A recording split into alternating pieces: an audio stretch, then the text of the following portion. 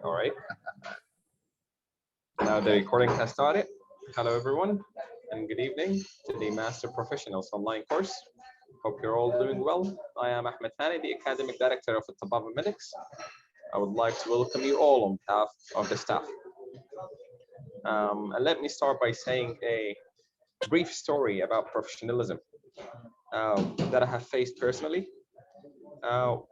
Once, while on the wards, the patient, I come to know that the patient didn't know what the diagnosis of his condition was, and he was continuously asking me about his diagnosis. And when he asks, his relatives pulled me outside, and they were like, "Please don't tell our father about his diagnosis.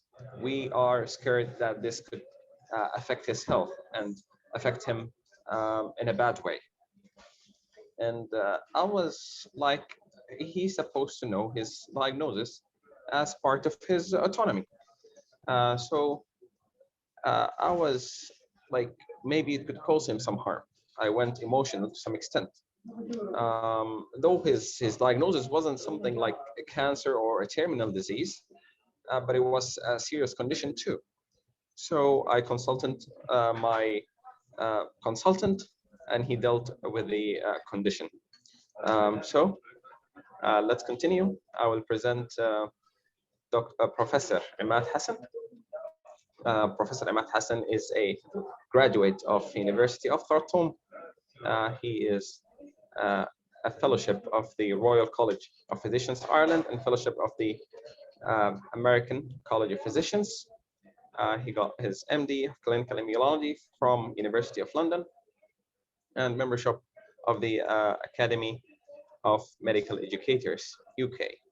The floor is all yours, Professor Ahmed.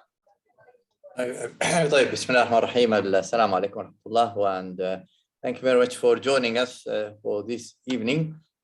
I can reassure you that you will find it very interesting and educational.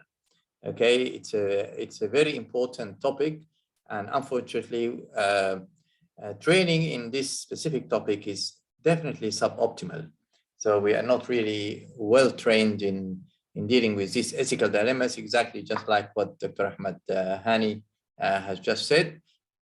We face this on a daily basis, but we might not be well equipped with all the tools to sort these ethical dilemmas out. And thanks to Dr. Ahmed again for arranging this important session. I'm sure you will enjoy it and find it very useful. I'll start my presentation. I'll just start sharing my screen. Right, if Ahmed can allow for screen sharing, please.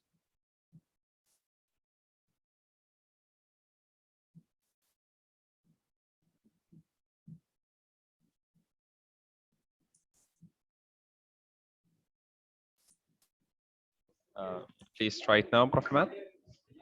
Okay, sure. Well, I hope you can see the screen. I hope you can see the screen in front of you. Right, can you see the screen? Yes, and the slides are clear. Right, okay, okay, we'll say Bismillah and we'll start. Right, the talk is all about professionalism in medicine and a very serious and important topic. Right, now it's part of the pillars of excellence in clinical care. The professional role is an important pillar of excellence in clinical care, and we really need to be highly conversant and confident in dealing with it. Now it is, the stuff I'm going to share with you are really the practical tips that will allow you really to sort out any ethical issue you come across. Right, these are the major issues that you will face in clinical medicine. I haven't gone into the other areas of ethical practice like in research or publication, right? Because you don't come across these very frequently. What's important is actually the clinical part, right? What you feel, what you actually come across every day in clinical practice, right? As Dr. Ahmed has said, it's part of my commitment to competency-based training that I deal with all these competency roles, and one of them is professionalism, right? The important element that we want to achieve is that you will be highly empowered to deal with all these ethical dilemmas, right? And so what are these practical concepts?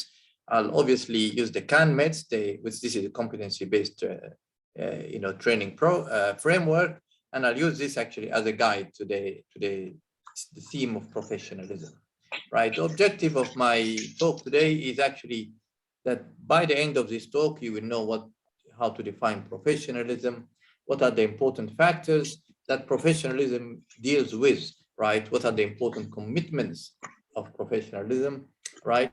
And I will actually give you two simple guides, very simple guides that you can use to sort out any ethical dilemma, right? And I will then go to case scenarios. All of them are about ethical issues, they're case scenarios, and this will bring the message home. And so you will be highly empowered to deal with ethical issues, right? So I will initially talk about definitions, the key concepts, and then the key scenarios, and I will use MCQs. And in the MCQs, I will ask, one of the audience to raise their hand if they want to guess or try the answer, right? And then I'll give you the answer, the actual answer, right?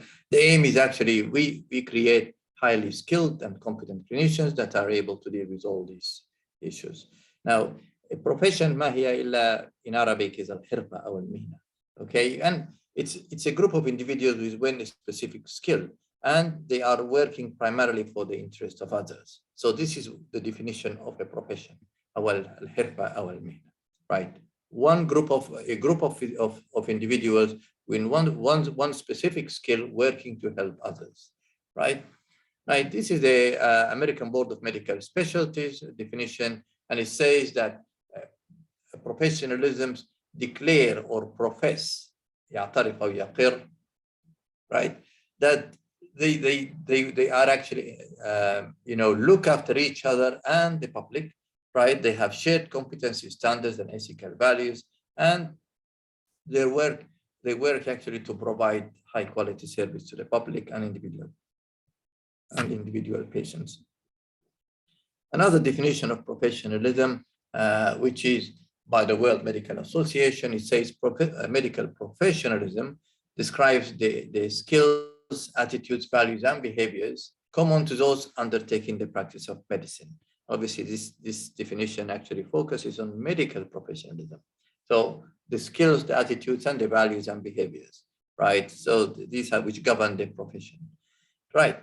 Now, the professionalism is a very simple concept to understand, okay? It just means that you will have commitment to patients, commitment to the profession, commitment to society, and commitment to self.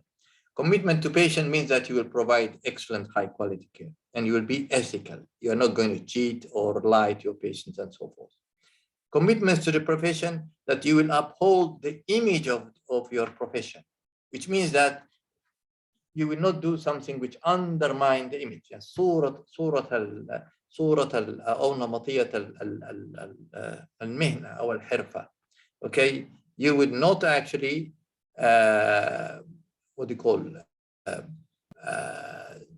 bring up any disfigurement of the profession, right? You're committed to society means that you're going to uphold what the society wants, your legal commitments and so forth. And you will look after yourself, because you know that as a clinician or as a healthcare provider, if you don't sleep well, you might harm your patients. Okay, so you look after yourself.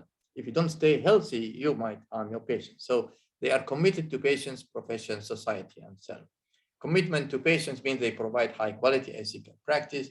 Commitment to the profession, they will uphold high personal standards of behavior, right? Not to undermine the image of the profession. Commitment to society means that they will oblige with the law, with the rule of law. And commitment to self means they will maintain their personal health. So any of the four elements are considered part of professionalism. And obviously, part of professionalism, the commitment to patients, actually is about ethical practice. And that's why, and this is the component actually that many clinicians find a bit challenging, So ethical practice, confidentiality, and conflict of interest. These are three issues which, healthcare providers find challenging, right? And I'll talk about this, and so that you will actually easily deal with all these very, very confidently. Obviously, if you want to provide high quality care, you have to be evidence-based. You have to keep learning all the new stuff, continuous professional development, and you have to be a safe healthcare provider.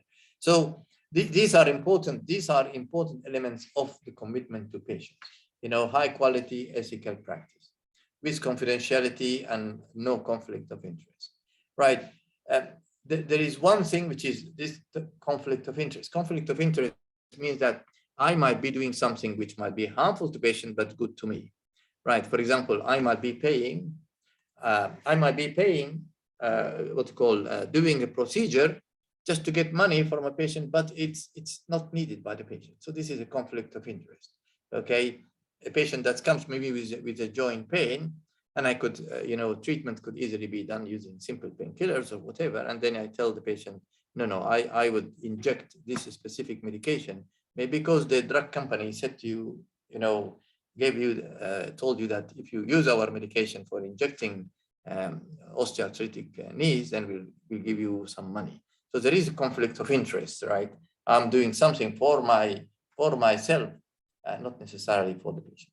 And the other thing is obviously confidentiality. We're not allowed to disclose confidential information about patients, except in only very few instances. Okay? So we're not allowed to disclose them in communal areas, مثلا في المطعم بتاع المستشفى, in the hospital restaurant, right? Or for example, in cyberspace, you're not allowed to talk about a patient, about the patient and provide names and so forth in Facebook, for example. Now, commitment to the profession. Now, this is an important element.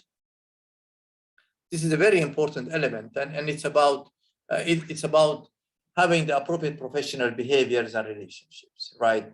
Honestly, integrity, humility, or tawadu, commitment, compassion, respect, al-ithar, altruism, respect for diversity, and maintenance of confidentiality. These are basics of the professional behavior. The way you dress is actually part of commitment to the profession, because you want people to see you dressed, the best, right? You cannot come to hospital, wearing a slipper, and الطبيب يجي المستشفى لابس شبشب. This is unacceptable at all. Okay, right. So this is important. They don't lie. They are not arrogant. They are not, لا يتعالون على الناس, right? They recognize and appropriately react to patient discomfort. This is empathy, right? They put patient interest before self-interest. They stay beyond duty hours, and this is typical of actually ethical behavior. People, you see the house physicians staying very late, helping their patients. They put their patient interest before their self-interest. They respect for colleagues and administration. They treat each other very professionally, very politely, and they actually practice justice, right? They don't see a patient with a different color or a different race, right, or has HIV, and manage them in a totally different way. They don't see a patient who's actually drunk, and because he's drunk and been abusing alcohol, you don't look at him and you don't treat him in a nice and comfort him. Okay, so no racism, no sexism, right? They don't cheat in the exams. They don't come late to hospital. They don't leave early. They don't speak in mobile during the class or when a patient is around. These are simple professional behaviors. And a health practitioner, unless they uphold these elements, they are not upholding, right, the image or the values of the profession. Okay, and they are democratic. For example, when there is a discussion about which treatment, they are democratic. They don't force people to oblige with their views, right? And obviously, this is a picture. This is a doctor, and it's just, you can see the difference. Now he's all tattooed up. He's putting a shirt with no shoulder, sleeves, and he's putting something on his finger, right? And the way he's standing up and the jeans, and so these are not allowed in professionally. Okay. Now, the third thing is commitment to society. So we talked about commitment to patients and commitment to the profession. Now, commitment to the society means you uphold their legalities, you uphold the legal, they say you cannot label yourself as a consultant unless you have, for example, done the MD, right? So you actually apply the legalities, right? You proactively deal with colleagues. You are not allowed to see unethical or unprofessional behavior and you do not disclose it, right? You cannot see a doctor who's actually prescribing wrong medications, for example, consistently, and you don't tell him and he doesn't change his way of doing it, right? And they actually participate in credentialing and selection of staff. And this is an important duty, which is part of the professionalism part. You see, you select the best people for the job. You help in that. This is part of your commitment to society. And the fourth element, which unfortunately we as healthcare professionals don't do very well, and this can sometimes harm our patients, and this is a very serious issue, right? Which is commitment to self. You have to look after yourself, otherwise you might harm your patients, right? If you're not well, don't come to work. If having a bad flu, don't come to work. You not only give it to maybe your patients, but you might even, misjudge or don't take the right decisions, okay? You are actually expected to take some exercises to keep yourself healthy, right? And importantly, in that element, you also look after your colleagues. Being professional ethical means that you also look after your colleagues who are depressed or having work-related difficulties. So these are the four elements. So the four commitments are commitments to the patient, right? Providing the best ethical care, commitment to your colleagues, to the profession, commitment to staff, to the society, and commitment to self. These are the four elements, right, that you have to look at, and they actually form the components of professionalism. And this is just a summary: commitment to the patients, commitment to the profession, commitments to society, and commitment to self. So medical professionalism is considered the heart and soul of medicine. So if you are not committed, if you are not a practicing professional, professionalism is at the core of your practice, then you are not practicing medicine. Now, these are examples of things which people do, and they are considered unprofessional and are also unethical, right? For example, these are photos posted on Facebook, right, while on aid mission, right? And people actually posted them on Facebook. Actually, they thought they were okay, right? They had these our earthquake victims in 2010 and pictures of patients. They can see a half-dressed, almost hardly dressed child here. And there are pictures of doctors, holding guns and things. This is a doctor holding a gun. This is totally against professional values, right? Now, these doctors, unfortunately, when they went back home, they were actually being investigated because they considered this unprofessional and unethical. Okay, and people actually look at this at your Facebook page, when you apply for a job, and if they found these similar photos, you will not get the job. So it's very important to make sure that your Facebook or your page or your LinkedIn page or that are actually professional, right? Highly professional. This is called netiquette. Like etiquette, you call it netiquette. So etiquette in the net. Okay. And you can see this man was unemployable due to stupid personal stuff I put on my Facebook page. Another one, and for me, it was an embarrassing YouTube video. I did an embarrassing, maybe if you have really embarrassing stuff on your network, on your social media, by all means, take it off, right? And don't post anything, just post, for posting, right? Think before you post anything, to post or not to post. That's the question. So be very careful not to post unprofessional and unethical stuff. Right, now I'm going to move to talk primarily about ethics, because this is where the hardship with professionalism comes, right? Professional behavior, professional dress, these are important stuff. But then these are easily acquired, but the problem is actually acquiring the ethical issues, right? Knowing how to sort out the ethical dilemmas we come across, right? Now, I'm going to talk about what the definition of ethics, right? And then go to biomedical ethics and then Islamic bioethics. And then I'll explain this in detail and how to you simply have simple guides to sort out any problem. Right. Now, ethics can be defined as the system, the moral principle that govern the conduct of an individual or a group of individuals, and according to which human actions are judged as right or wrong, or good or bad. So, in essence, الأخلاقيات التي تتحكم في التصرفات. وما هي الأخلاقيات التي تتحكم في التصرفات؟ وعلى أساس الأخلاقيات هذه we decide, are these moral values correct or wrong, good or bad? So this is what ethics is about. Ethics is about knowing خطأ ولا صواب. You know, what I am doing is right or wrong, good or bad, right? Bioethics obviously is the one actually dealing with healthcare related ethical issues. So bioethics is about healthcare related ethical issues.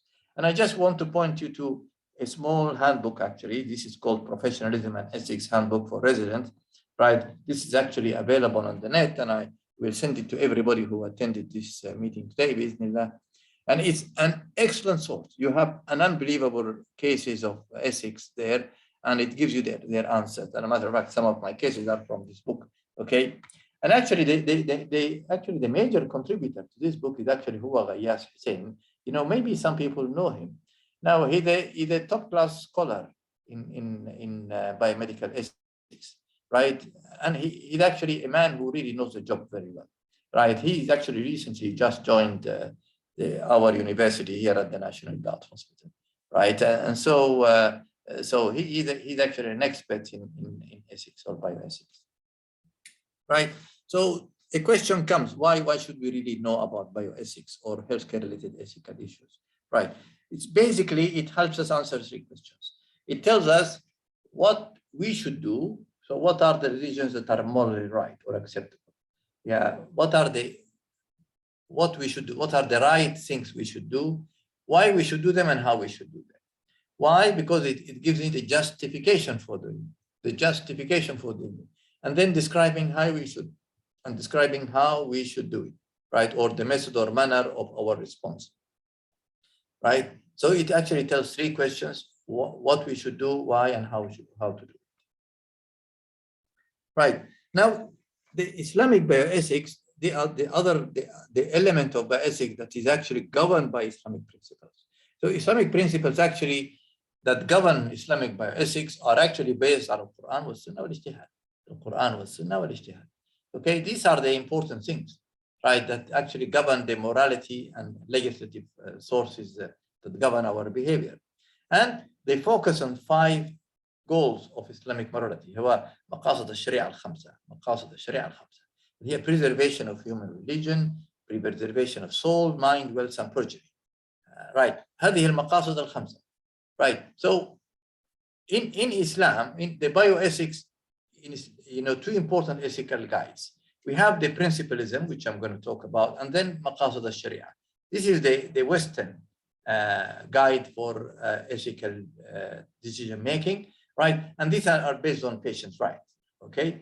But maqasid al-sharia is based on provider's duty, right? The duty of the provider, you know, the provider duty has to uphold maqasid al-sharia, the aims of al-fiqh, maqasid, the aims of religion or Islamic jurisprudence or al-fiqh. But principalism and maqasid al-sharia are the 2 guides which help us make up the decisions, okay? Now, let me talk about this briefly, okay? Now, principalism, who the one ethical, what you call the 4 components of ethical decision making, right? Which everybody, right, you know, or most people would have come across, right? And these are autonomy, beneficence, non-maleficence, and justice. Now, these are the 4 basic elements of ethical practice.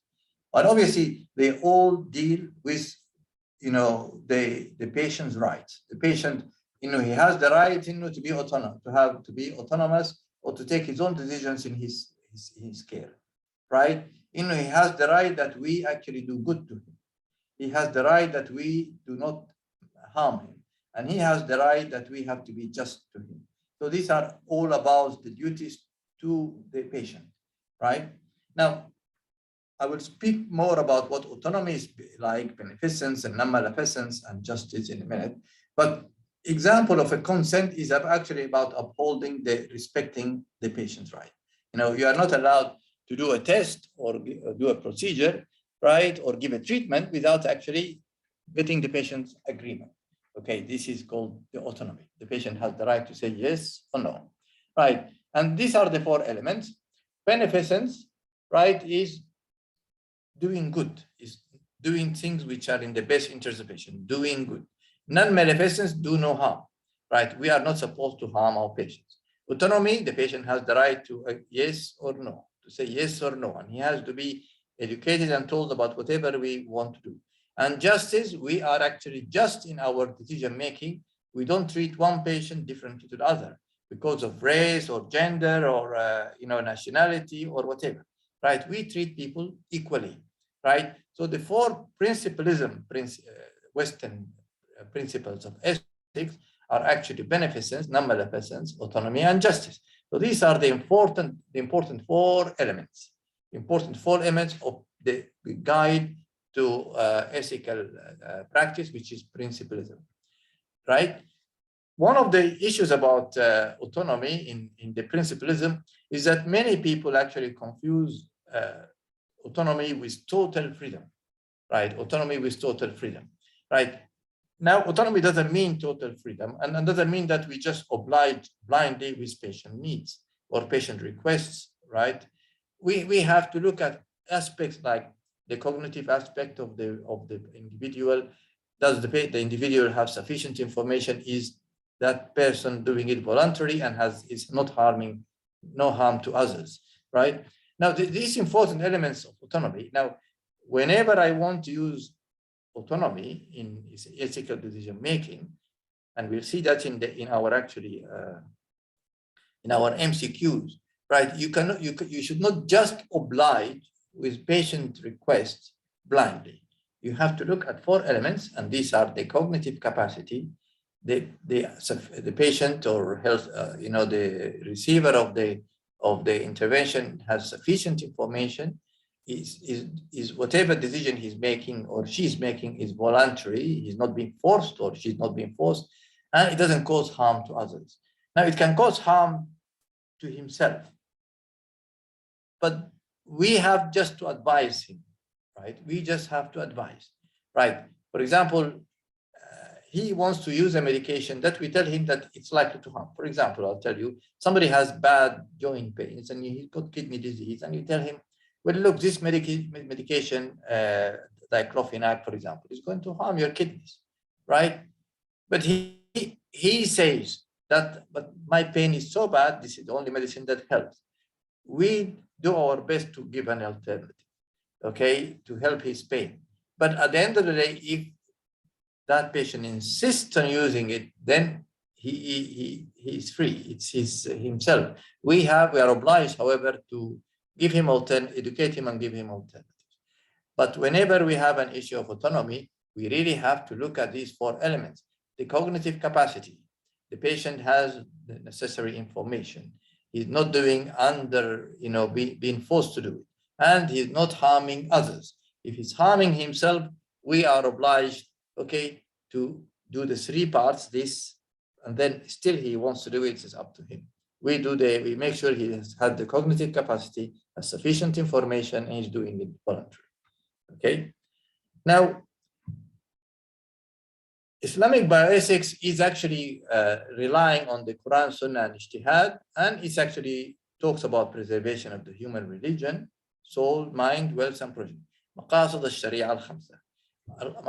So when we want to decide on any intervention in healthcare, right, we have to uphold مقاصد الشريعة الخمسة. Okay, اللي هي حفظ النفس وحفظ الدين وحفظ العقل وحفظ المال وحفظ النسل أو النسب. Right, now I have to uphold this whenever I make any ethical decision. There are the four elements of Western ethical principles, principalism is called, right? And these are 4. But there are 5 ethical principles, مقاصد الشريعة الخمسة, which actually control the way we have to make decisions. And I'll just give an example, okay? Now, Islam prohibits any reproductive gametes of and sperm donation or exchange. This explains why many of the scholars were reluctant to accept in vitro fertilization amid the fear of having the gametes messed up mistakenly or on purpose.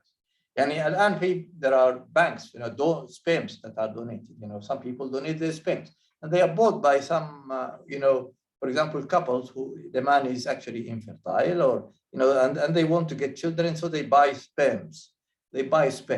Right now. So what you can say that it's autonomy. This couple have autonomy to go and get these sperms, right? But this is against an important ethical principle in Islam, right? Then we don't oblige with the Western principle in now. We actually, we go ahead and apply our Islamic ethical principle, which is preservation of progeny lineage, حفظ النسل أو حفظ النسب, right?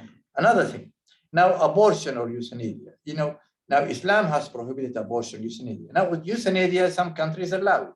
Why? Because it's also part of autonomy. If somebody wants to die because they have advanced cancer and they are in pain and they want to kill themselves, they are allowed. If somebody has a child and they just don't want to have a baby, and they are allowed to have an abortion, okay? Even beyond the 24 weeks that many Islamic scholars will actually consider, beyond 24 weeks as killing a human being, right? Now, if you look at this from the ethical perspective of Islam, right, this is against the maqasid al-sharia, hifz al-nafs. Okay, this is not allowed. Okay, so the Western principle might allow it, principalism, but our Islamic bioethical principle, makes it impossible to do. Right, it's against the Islamic principles. Okay, now again, Islam prohibits the consumption of drugs and any substance that could affect a person's mental capacity. For example, alcohol. Now, in the West, this might be allowed, right? But in Islam, right, we have an importance of preservation of minds and intellect, of hifz al-aql. So, okay, I'm not allowed actually to give something without any good reason, actually, that will make somebody's mental capacity reduced. Okay, so this is against an important Islamic principle. Another thing, doctors help in keeping healthy people healthy and minimize disability associated with illness, so that the Muslims can practice their worship. And this is another element, and this is about helping people staying healthy. And يعتبر أيضا من مقاصد الشرع اللي هو حفظ الدين, preservation of religion faith. فهو is again another واحد من مقاصد الشريعة الخمسة. So we can see that there are ethical principles which govern the Western culture, Western ethical or bioethical behavior, but we have our own ethical guides, right? Our own ethical guides. Now, we have to put this in mind whenever we act. Okay, now let me give another example. Now, a Muslim doctor says should abstain from requesting unnecessary investigations or interventions, especially surgical, to avoid causing additional financial burden on the patient or even the government, along with the physical complications and side effects of the intervention. Now, people would say, well, is this part of ethical practice or professional practice? Yes, it is. Actually, it is part of حفظ المال. Another domain, مقاصد الشريعة. هو حفظ النفس والمال والدين والنسب. Okay, these are حفظ الدين. These are الخمسة مقاصد الشريعة. These actually control the behavior of Muslim healthcare professionals. Okay, so we have to oblige with the principalism of the West, ethical principalism, 4 elements of the West, but at the same time not to contradict our Islamic ethical principles. This is an important thing, and I can tell you that many doctors, Muslim doctors who go to the West, unfortunately, do not uphold these basic Islamic principles in their practice. Okay, now there are so many times we come conflicting things. For example, I'll just give you an example. Now, we have a man actually who's an old man, right? And he's actually already has advanced Alzheimer's disease. He's demented, he's bedbound, he doesn't talk, he doesn't remember anything at all, doesn't know his family, right?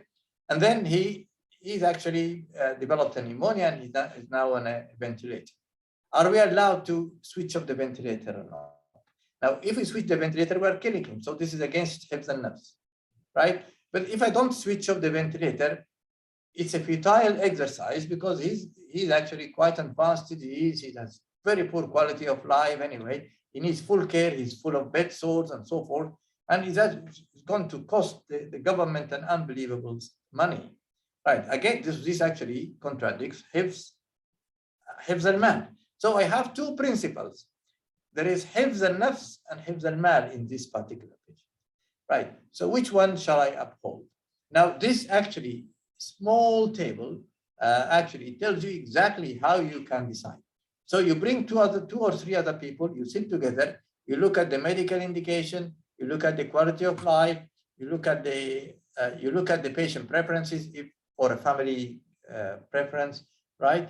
Or you look at the contextual factors. And if you look at the four, you can actually come up with a conclusion of what to do. And the same thing happens if, for example, you have two ICU beds. One is for a critically ill patient, two critically ill patients, and you have only one bed, right? So one ICU bed, whom I shall give the bed to, right? You have to decide it based on these four. You actually fill up the four for each one and decide, what shall I do, right? A 40-year-old man, a father of 5 kids, for example, and an old man of 90 with dementia, right?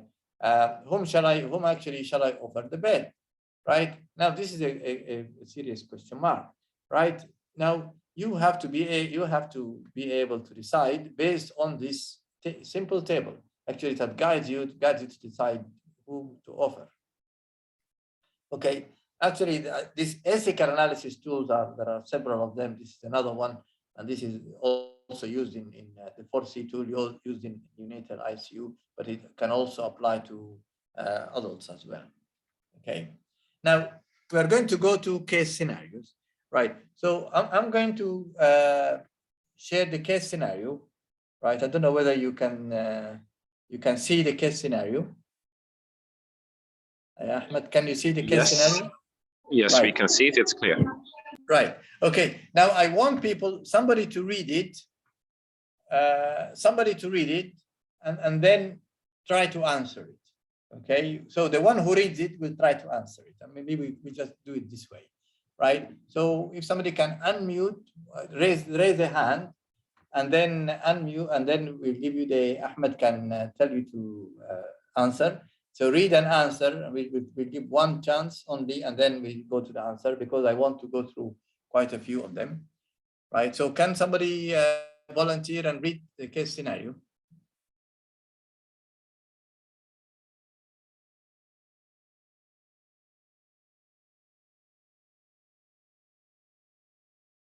And somebody read the case scenario? Ahmed, choose one.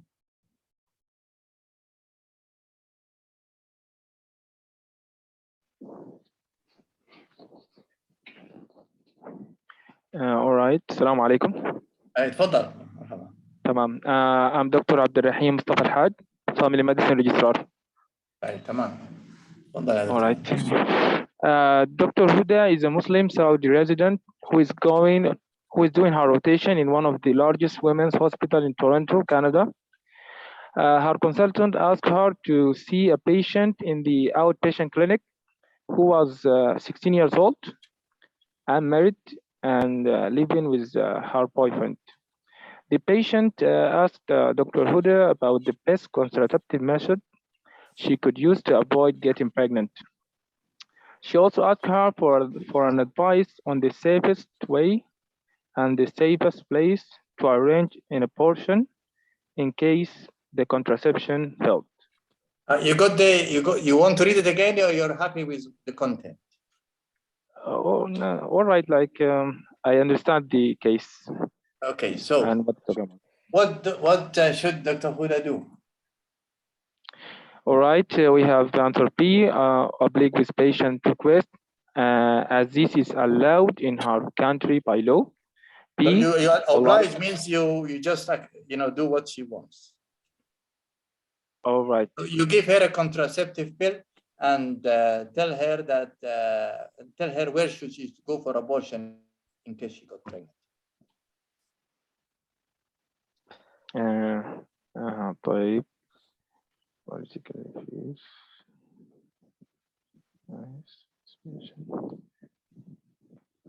Read all the answers and then choose one, yeah, Ibrahim. All right. Should I read it like obviously to the audience or? لا انت اقراهم الاربعه اقراهم بعدين choose one answer. All right. A, like oblique with patient request as this is allowed in her country by law. B, polite refuse to provide prescription and advice to this patient as this is against her face. C, speak to her seniors to get information. D, none of the above. All right.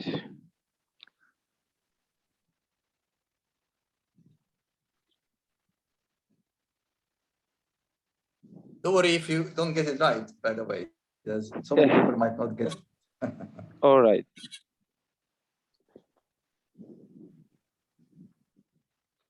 I will answer like D, none of the above. None of the above. Okay, we'll go to the answer, ya Ahmed, ya Ibrahim. Okay, actually the answer is B, right, which is politely refuse to provide prescription and advice to this patient, as this is against Islamic principles. Okay, she's actually you are helping her to commit adultery. Okay, هذا adultery. بالنسبة للإسلام this is adultery أو الزنا. Okay, في الإسلام you are not an unmarried woman or an unmarried man, are not allowed to have sex. Okay, this is adultery, هذا زنا. Okay, so if you actually do that, you are actually advocating or supporting them to have a zina. For them in their culture, this is normal, okay, acceptable, because for them this is not against the law. But in Islamic law, this is against Islamic law, right? So you should say politely, I'm sorry, I cannot do that because it's against my faith, right? And maybe you can explain why your faith says that. But you're not supposed to give her a lecture about Islam and tell details about Islam. You just tell them, in my faith, we very much uphold the holiness of marriage, and we don't actually, and Islam does not allow for premarital or sexual intercourse and so forth, or out of marriage sexual intercourse, right? So you should really do that. You should refer her to whoever is there who can do it. Non-Muslim, for example, a Canadian doctor there, but you have to do it politely. Okay, so we'll have another case, and I want someone else to read it, please. Ashkuri Abdul Rahim.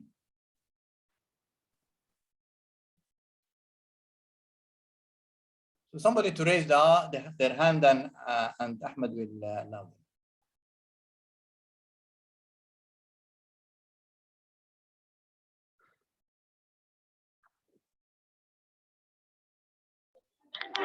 Yes, please, Mr. Assam, go ahead.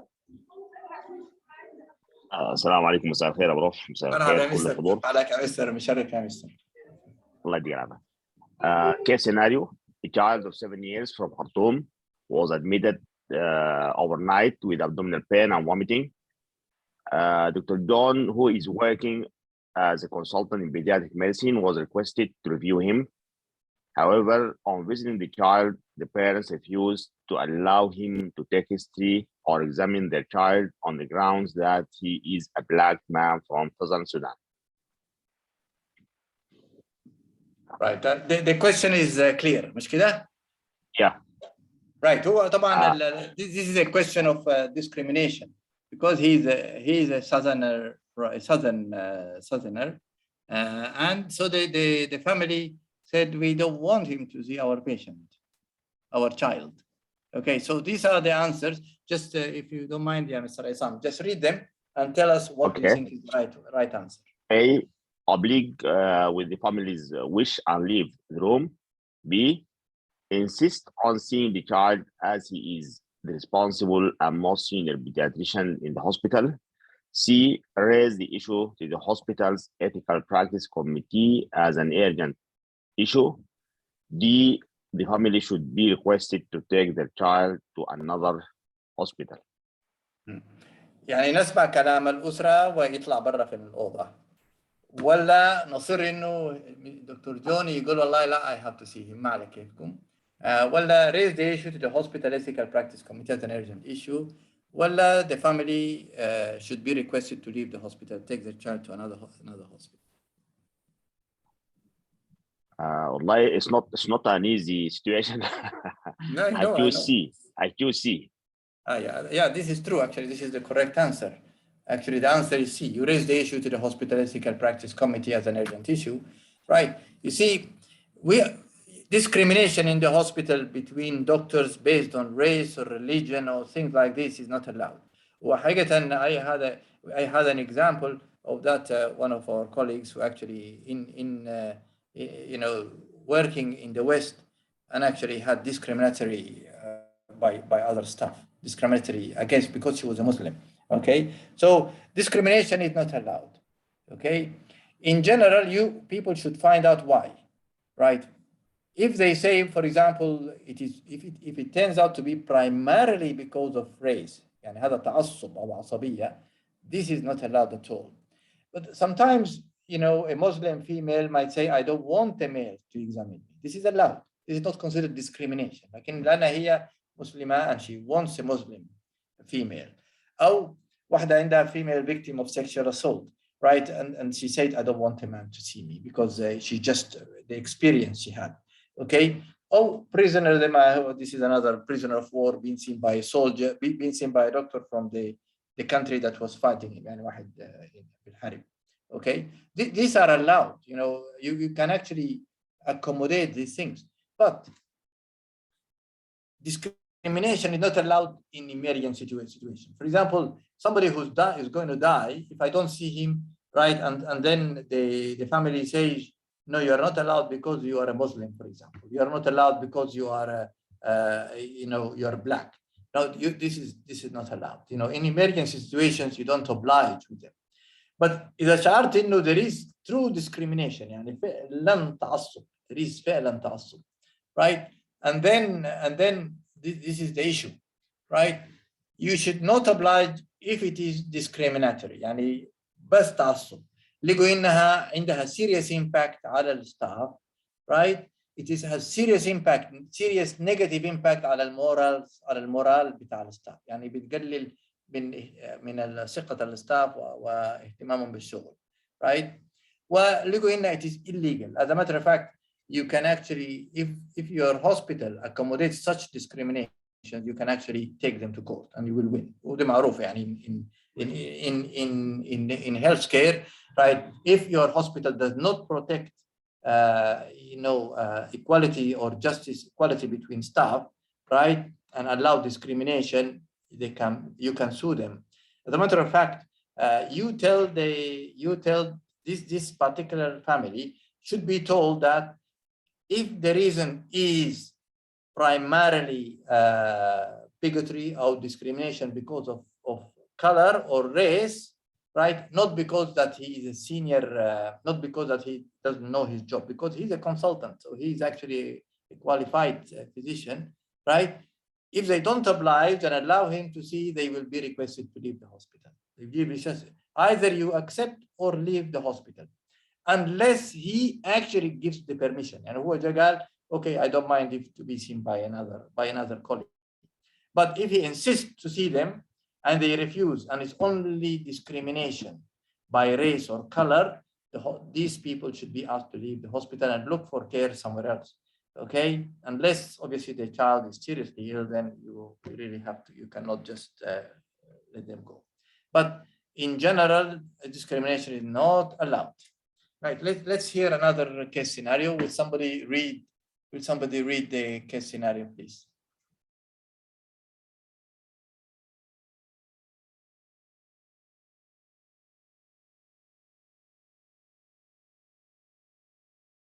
Dr. Samah, طبعا, this is pharmacy, has to answer it. Okay.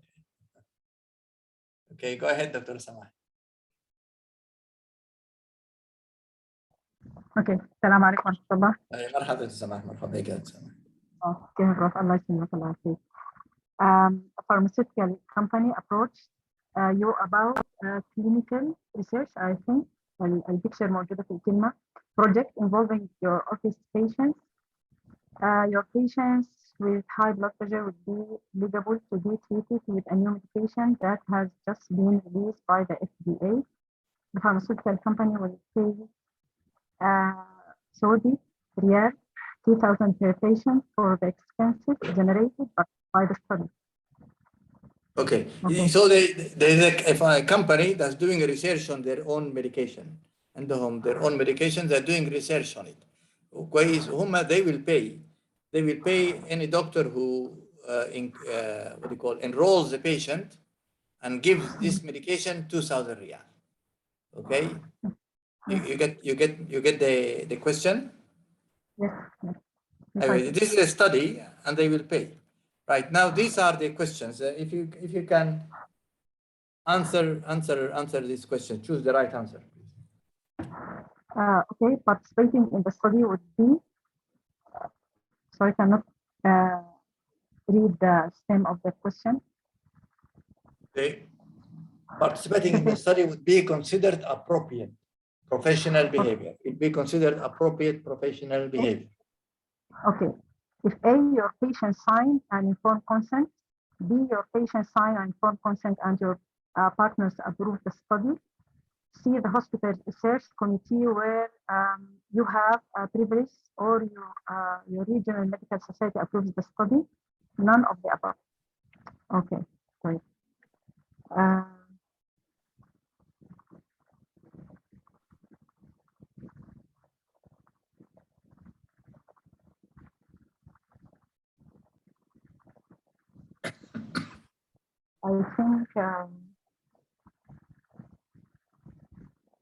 I think B is suitable.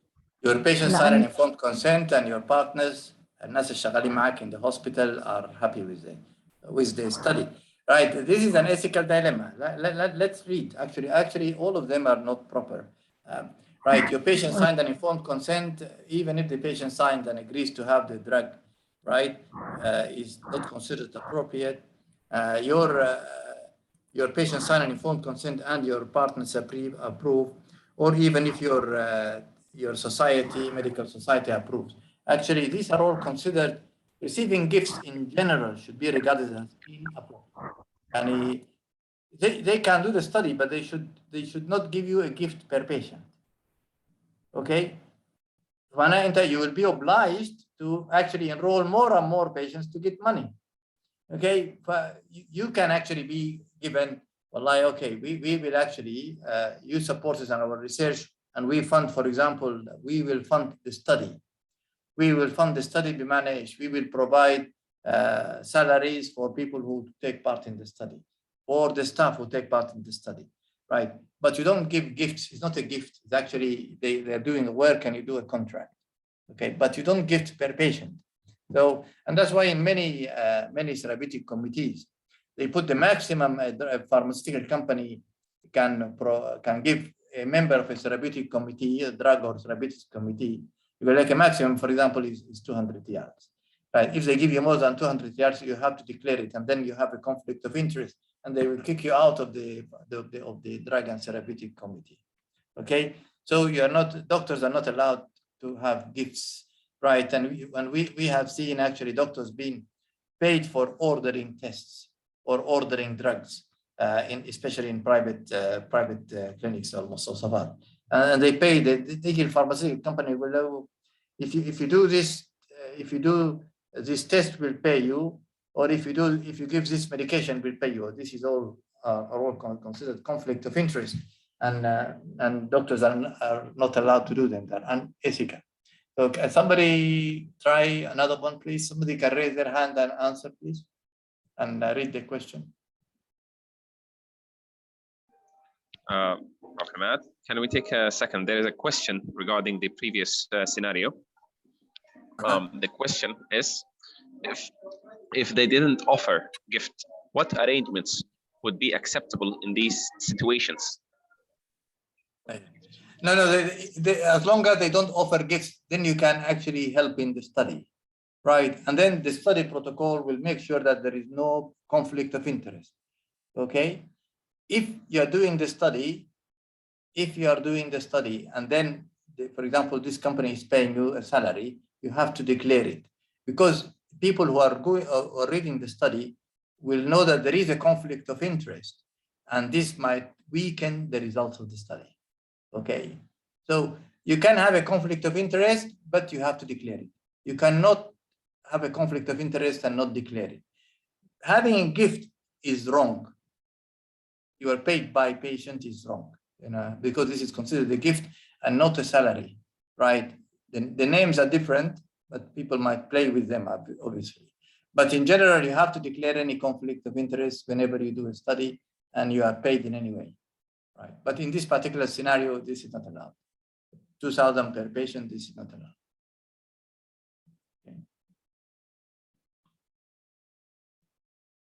Okay. Can somebody read this, please?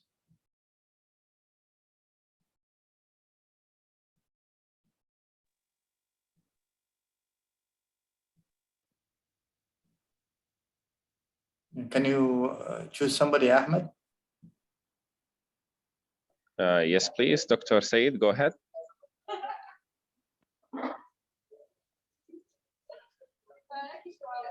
Hope you can hear me, Dr. Said.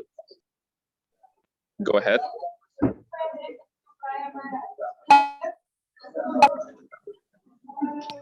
You are practicing hematology and oncology of a large metropolitan area. Currently, you refer your patient who require radiotherapy to one or two hospitals in the city.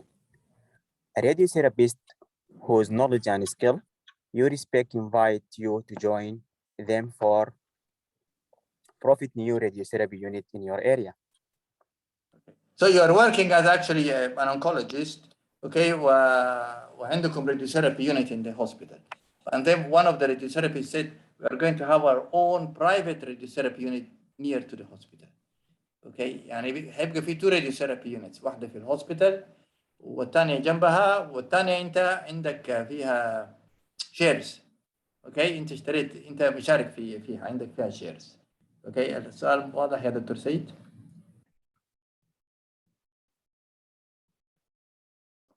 دكتور سيد is it clear؟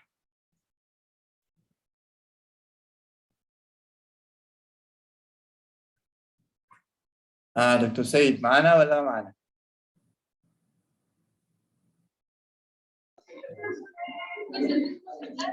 Looks like there is a connection problem, Dr. Said. Right. Anybody who wants to read it, read the answers and choose one.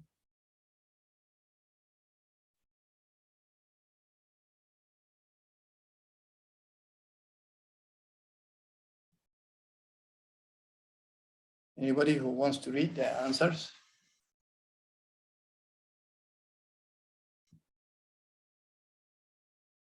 No. Nobody wants to try? I'll try to read. Okay. Go ahead, please. Yeah. Which of the following statement may most accurately assesses the possibility of conflict of interest regarding your investment in this company? An investment will pose a conflict of interest and you should not make it. Your investment will pose no conflict of interest because he knew the radiotherapy unit will offer superior treatment and will be available to your patients. There is a possibility of conflict of interest that requires that you inform your patient of the investment. Your investment will pose no conflict of interest if you avoid referring your patient to the new radiotherapy unit. There will be no problem of conflict of interest for you if the investment is made by your spouse. يعني زوجتك هي دفعت حق الشيرز، انت ما، لكن هي زوجتك اللي دفعت الشيرز. كويس. الissue is conflict of interest. Will there be conflict of interest or not? So السؤال الإجابة الأولى بتقول you should not do it لأنه there is conflict of interest. Right. السؤال الثاني إنه there will not be any conflict of interest. Right. ليه؟ لأنه reducible unit هي أحسن من حقة المستشفى. will offer better treatment. والسي بتقول إنه there is conflict of interest وأنت لازم تقول لمرضاك قبل ما ترسلهم إنه والله الريديوسيبل دي حقتي يعني. الرابع your investment will pose no conflict of interest. إذا خليت إذا you don't send your patients to this radiotherapy unit بس ترسل لحق المستشفى بس. Right. أو تخلي زوجتك هي اللي تشتري. تشترك في الشيرز. فرأيك شنو يا دكتور ريان؟ Which one do you think? I think it's A. An investment will pose a conflict and you should not make it. You are absolutely right. Actually, as a matter of fact, this is true. Right. You should not actually. There is clear conflict of interest. Okay, there is a situation in which a person or organization is involved in a multiple interests, financial or otherwise, and serving one interest could involve working against other. فهو في الآخر حيقوم يقول اعمل ايش؟ يرسل عيانينه للمحل دي ولا يرسلهم للهوسبيتال. اوكي هو عنده بقى conflict of interest. He might be biased. اوكي الحل بتاع الحاجة دي شنو يا تفتكر يا دكتور ريان؟ What's the solution? Investing in another area. ايوه هو شغال في المستشفى دي and invest in another place which delivers exactly the same service. What is the best solution? البست solution انه يعني يعمل investment في غير الاريا اللي هو شغال فيها يعني الربح يجوا من غير لا هو داير يعمل investment في الاريا طبعا هو داير يعمل investment في الحاجه اللي هو بيحبها وبيشتغلها. I have a So what would be the best answer, the best solution? to invest في حق المستشفى ذاته.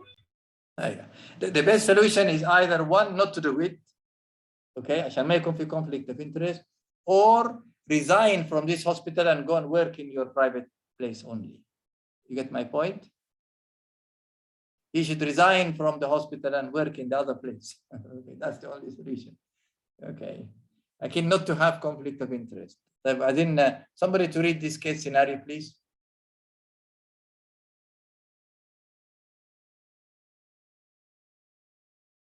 Somebody raised the hand and Ahmed يدخل. Anhar, go ahead, ya Anhar. Okay. A friend's wife visits your office requesting birth control pills. Her husband is against birth control. She requests you to do not discuss this with her husband.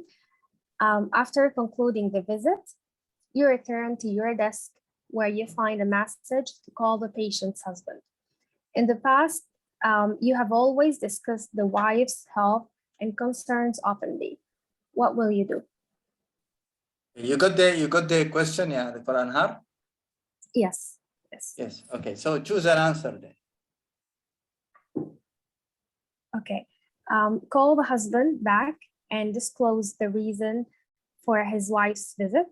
Return the call and tell the husband you can't discuss the matter, knowing this will look suspicious for him. Return the call, but be evasive. When questioned about the nature of the visit, don't return the call. None of the above. I think B, maybe. Perfect. You are absolutely right. Okay, actually, this is the example of patient confidentiality. You are not, in general, allowed to breach patient's confidentiality, even if it's a husband. Okay, and there are times when you have to, breach confidentiality, right? You should, if you don't disclose that information, someone else is going to be harmed. Okay, for example, somebody the classic one is actually a man comes to your clinic, he has you discover that he's become HIV positive. He caught HIV. So he has HIV. And he tells you, don't tell my wife that I have actually became HIV, I caught HIV. Okay. Now, by definition, this you should disclose. There is no confidentiality here Because if you don't disclose it, you are actually exposing others to harm, right? By all means, you have to take consent. You tell him, I'm sorry, I have to disclose it, and you have to give me the permission to disclose it to your wife. But there is no way you could keep it confidential. And there are actually, in many countries, you know, these diseases have to be disclosed to the authorities, right? For example, if somebody has HIV or TB, or you know, you have to disclose it to the authorities, okay? So try to get consent and tell them that you're going to disclose the information, especially when there is harm to others, okay? So you cannot, right? And as I said, a man who requests his physician not to inform his wife that he's tested positive for HIV. Now, this is, you disclose it, and this is not considered a breach of confidentiality at all, right? This is actually an ethical duty because it's going to harm someone else, okay? So you disclose without consent. Otherwise, you get consent if you can. Okay, another one, right? So if somebody can raise their hand and answer, please.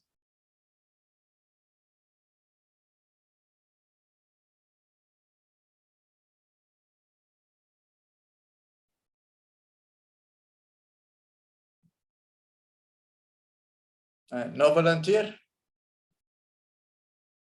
عبد الرحيم مرة ثانية، تفضل يا عبد الرحيم.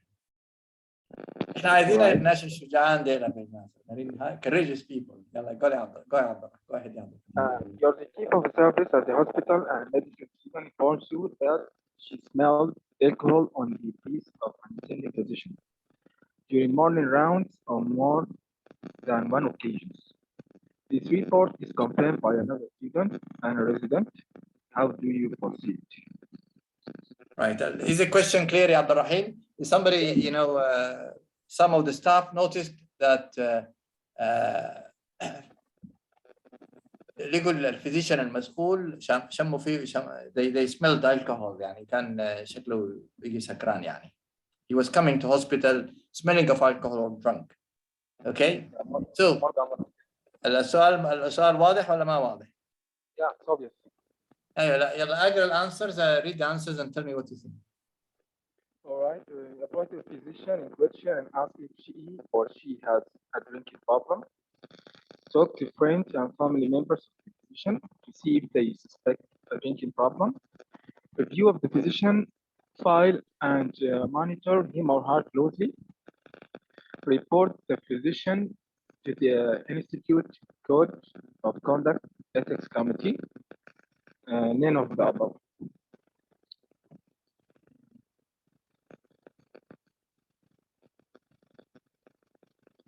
All right, I will choose A as an answer. So you will choose A. So you are going to take it. طبعا this is most people would answer this way, Abdul Rahim. But as a matter of fact, this is considered a serious breach of professional behavior. إن الواحد يجي drugged سكران مثلا. ليه؟ لأنه he's putting patients' health at risk. He can harm patients. And he's coming drunk. Okay, this unethical behavior by colleagues is not accepted at all. And actually, such a doctor should be stopped from coming to work. Okay, you have to stop him from coming to work and conduct an investigation. So you have to report the physician to the Institute's Code of Conduct or Ethics Committee.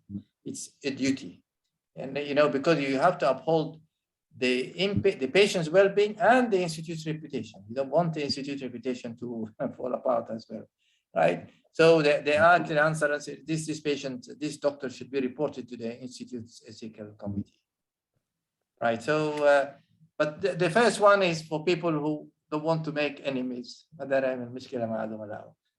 But the right way is actually not to stop him working.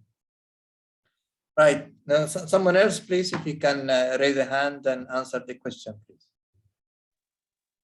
السلام عليكم. كيفك يا بروف؟ إن شاء الله بخير.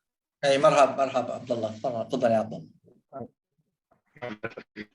Case scenario 5. During your rounds with the house staff team, a male staff member comes up to the group, hugs a female house officer, and thanks her for the terrific job she did taking care of one of his patients. You sense that the house officer is made uncomfortable by the gesture. An appropriate first response would be which of the following? Is the question clear, Ya Abdullah? Yes, it's clear. Yeah, okay. So people were standing in the round, and this doctor comes from there far away and hugs the female house officer. And then he thanks her for the terrific job. Right. And you can see that the house officer felt uncomfortable about this. Okay. So these are the answers. You tell me what you think is the right one. Do nothing on the basis that the faculty member was simply showing his appreciation for a job well done. Report the incidents to the program director as an example of sexual harassment. Tell your colleagues, the faculty member, that you thought the gesture was inappropriate and that you were made uncomfortable by it. Ask the resident if the gesture made her uncomfortable. Ask the resident if there are actions she would like you take on her behalf. الأولى إنه do nothing. الأول إنه forget about it. حصل خلاص. The second one you report it للprogram director الشخص المسؤول على الtraining program. يقول له والله this is an example of sexual harassment. The third thing is you confront the colleague. You go to the colleague and tell him this is inappropriate. The fourth thing is you ask her, was she happy about it or unhappy about it? And the fifth one is if she's unhappy about it, you would take action on her behalf. So what do you think, Ya? I will choose the answer.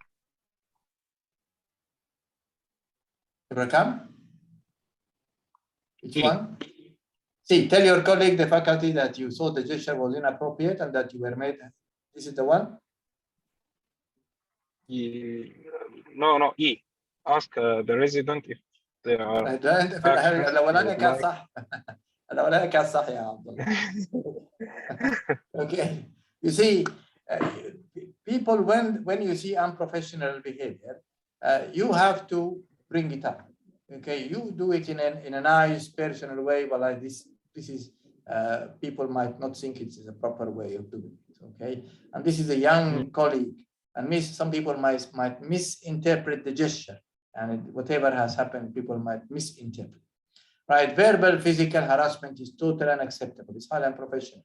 So, you know, even joking unprofessionally, joking with sexual or racial remarks or gender remarks, right, in the hospital, especially when people are sitting formally with each other, is not appropriate. Right, as a matter of fact, this behavior is considered unprofessional, right, and people have to be told about it. Right, we go to another one. Excuse me, Prof. Ahmed. There is another question regarding the fourth scenario. Which is about this case? The physician who they smelled alcohol on. Yep. What's the question? Yes, and the question is like, but I'm concerned that he should be confronted in the first place because it could be spilled on him. What do you mean spilled? Yes, spilled on him. Yes, spilled on him. Well, I don't think it will happen so many times. Spilled on him so many times.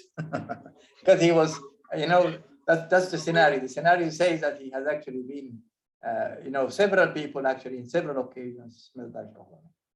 Okay. Well, where did he get the alcohol spilled on him? Obama, he was actually in a bar or something, right?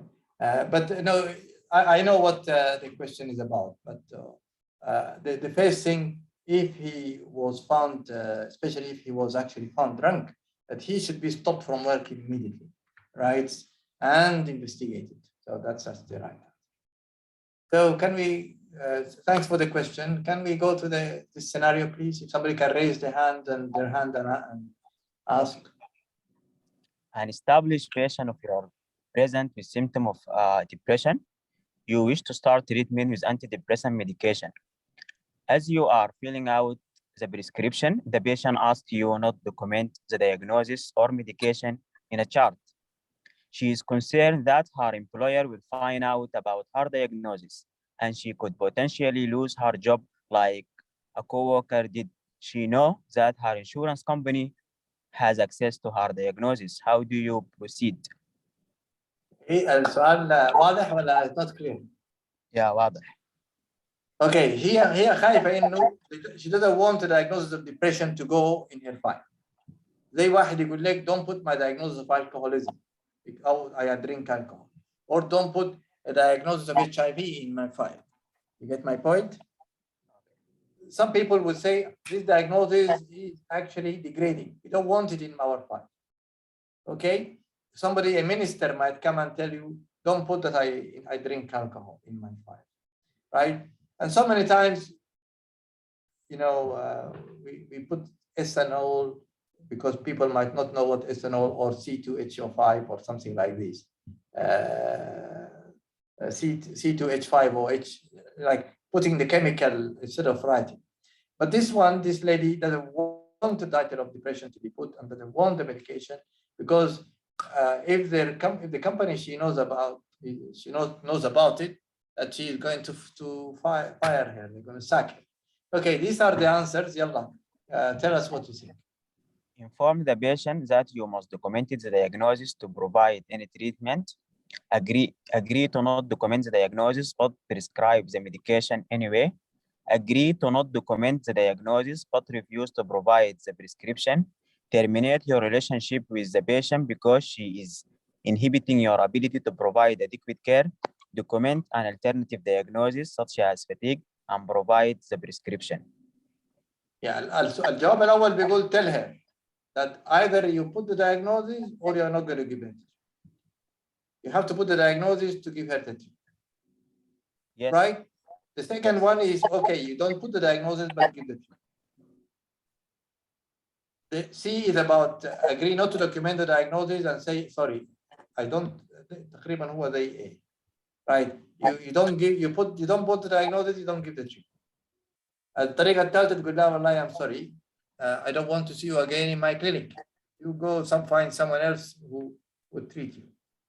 Right? And the E is about putting a different diagnosis like fatigue and write her the medication. So what do you think? Inform the patient that you must document the diagnosis to provide any treatment. Yeah, ممتاز. Well done. That's actually the right answer, Dr. Majjan al-Isi. Lakin you are perfectly right. You really have to inform the patient that you must document the diagnosis to provide any treatment, right? You can put, instead of putting depression, you say low mood, but you have to write that you gave an antidepressant, okay? But you have to put a label and put it in the file, right? And this is all about honesty and upholding a very high moral ground, right? These are important issues in healthcare. You know, you have to be very honest and put the right things and don't lie. Okay, another one. Yes, Dr. Suha, please go ahead. Dr. Suha.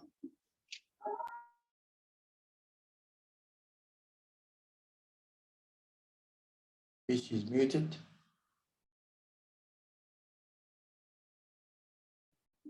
All right. Dr. Ola, please go ahead.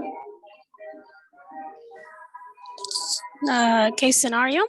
You are due to do a bronchoscopy, gastroscopy, or cardiac catheter list tomorrow, and your father has been rushed into a hospital in another city with bowel obstruction. He is going to have an emergency surgery, and your mother would like you to be with her during this difficult time. What would you do? I say, Dr. Suha, is the question clear? أنا دكتور علا, the question is clear, yes. Ola, you are clear about the question? أيوة. Okay. So these are the alternatives. Number one, you can read them, Dr. Ola. Okay. Option A, you cancel the procedure and be at your mother's side as she requested. Option B, you cancel the procedure and rebook at a further date or at a future date.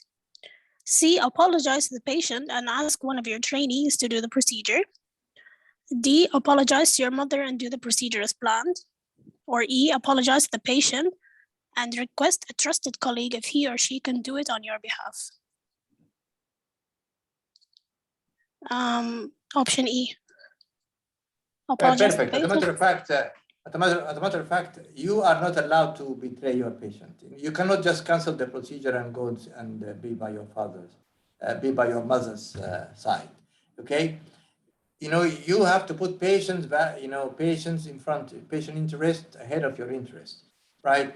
And by all means, you have social obligation to go and be by your mother, okay? You cannot ask a less experienced or a trainee, less experienced clinician to do the procedure on your behalf. You have to ask a trusted and somebody of your caliber to do the procedure, right? So you cannot walk away from your responsibility and turn your back on your patients. Clinicians must make the care of their patients their first concern. And actually, it's an important ethical principle. And this is what I was talking about, that you see house physicians staying up late just for, after hours, just for that particular purpose, right? Now, this is actually a case scenario with multiple ethical dilemmas attached to it. So I want somebody to read it, but we'll ask different people to ask the ethical dilemmas associated with it. So if somebody can raise their hand and read the case scenario.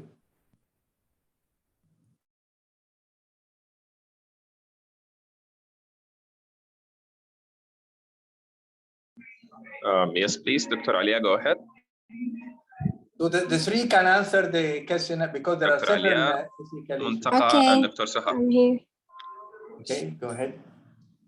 A 65-year-old woman presented to the emergency department complaining of fatigability, epigastric abdominal pain, and nausea.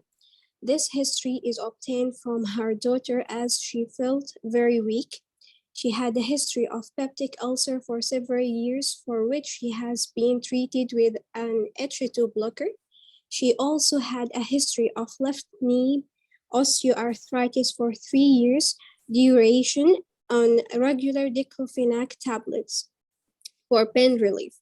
She admitted to occasionally passing painless black sticky stool in the last 2 weeks. What do you think is the diagnosis, Dr. Alia? What's the diagnosis from this brief history? She's passing, yes, she's having a bleeding peptic ulcer. From a tablet saying yes, from her diclofenac and non-steroidal. So non-steroidal induced bleeding from a peptic ulcer, non-steroidal induced peptic ulcer bleed. Okay, so this is a classic story, right? Okay, she already had a history of peptic ulcer. She used the non-steroidal diclofenac, and she has a passing black stools. And she has what? So when the stools are black, we call it melena. Melena, well done. Okay, so she has melena. Yeah, complete the history, Dr. Ali. On examination, the pulse was 130 beat per minute, blood pressure 92 per 61 millimeters of mercury. The abdominal examination was remarkable for moderate epigastric tenderness and guarding with no rebound tenderness. Rectal examination produced dark stool with that was جايك positive معناها في positive ocal blood يعني في blood. Okay. Of renal, liver, coagulation profile, ECG, and chest X-ray were normal. The patient refused transfusion disposed to a hemoglobin despite a hemoglobin of 42 grams per deciliter. Yeah. So she was clearly had a major bleed and she was in shock. Her blood pressure was very low. She was very tachycardic, okay? And she had a hemoglobin of 42. And you told her, you are the doctor, Dr. Alia, that we need to transfuse you. And she said, no. Okay. So we want to know the answers. Yeah, so جاوب لنا السؤال هذا. السؤال الأولاني والسؤال الثاني نسأل واحد ثاني. Which is the appropriate answer? Transfer as is probably life-saving. Transfuse. I think correct. So you will transfuse, but she says no, don't transfuse. Okay. It's a life-saving procedure. Life-saving procedure. Okay, and then another one, yeah, Dr. Hani, with the second one بعدها عشان يجاوب السؤال الثاني. Dr. Suha, please. So Assalamu alaikum. Do not transfuse even if this puts this patient at risk of dying. I think this is incorrect. So Dr. Alia thinks the first one is correct and Dr. Suha, the second one is incorrect. مش كده؟ Okay. Transfuse, this is probably life-saving. As a matter of fact, this is incorrect. Right, because this patient actually is clearly stated, do not transfuse me. So she has the autonomy. She has the autonomy. We break that autonomy if we find that she is cognitively impaired, reduced mental capacity, right? She's doing it because somebody else is forcing her. She is not aware of why the transfusion is important. هو الأربع elements حقت الautonomy اللي هي mental capacity, understanding of what's going on. Okay, it's voluntary, nobody is forcing her. Okay, well, it's going to cause طبعا في الإشي الثاني it's not going to cause harm to others, he's going to cause harm to her. إذا لقينا إنها she's mentally capable of taking the decision, she is actually not being forced by someone else, and she knows exactly what are the implications, right? We cannot force her to do something against her wish, because this is the important concept of autonomy. Okay, it is unethical to subject or expose the patient to any intervention without written informed consent. So we cannot actually do it, right? We can ask someone else to come and try to convince her.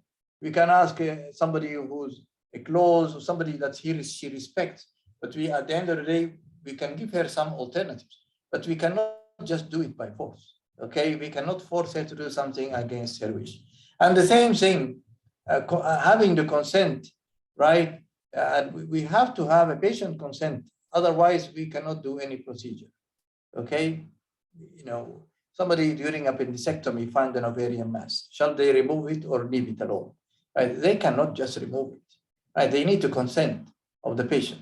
If the consent is with her husband, then we can ask him before waking her up and tell her we found an ovarian mass. Can we take a biopsy?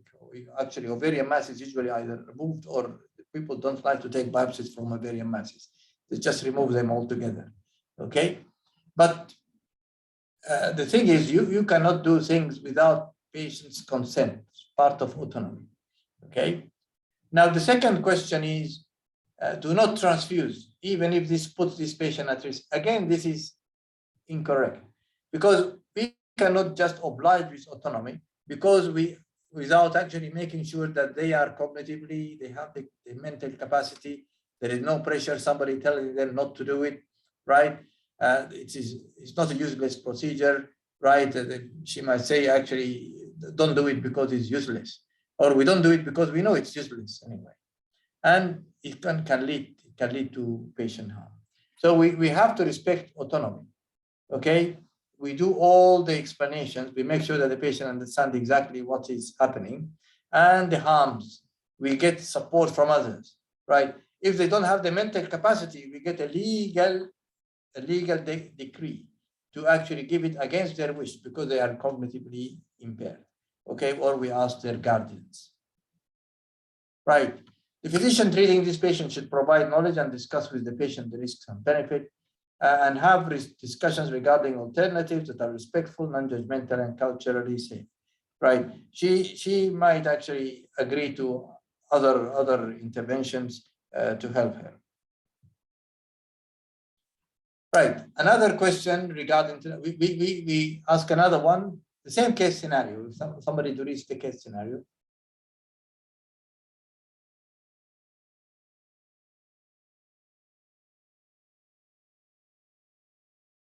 Somebody to read it?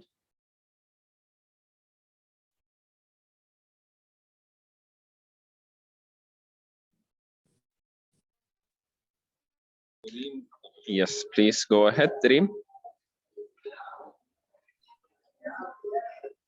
Dr. Reem, please go ahead. The gastroenterologist who is on call was contacted. He or she was offsite running his or her private practice. He or she indicated that he or she will not only be able to do it the next day. He or she is, however, happy to do it the same day at his or her private practice near the hospital. What will you do? Which is the appropriate answer? سؤال واضح يا دكتورة ولا ما واضح؟ واضح. Okay. So we have two answers. The first one says, send your patient down as it is in her best interest. The second question would be the second Dr. Ahmed, I don't know the name, you said the name. Yes, Dr. Ayan. Yeah, so Dr. Reemans answered the first question. Send your patient down as it is in her best interest. يعني تطلعها من المستشفى توديها البرايفت اندوسكوبي سويت بتاع الطبيب بتاع المستشفى الجاسترونترولوجيست.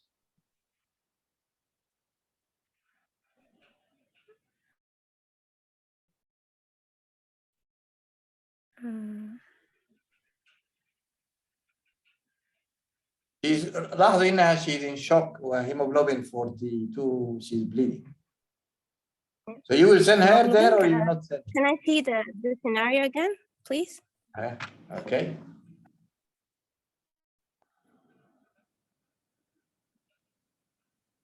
وقال يا ترسلوا لي الان in my private practice ولا بعمل لها الاندوسكوبي بكره لما اجي المستشفى.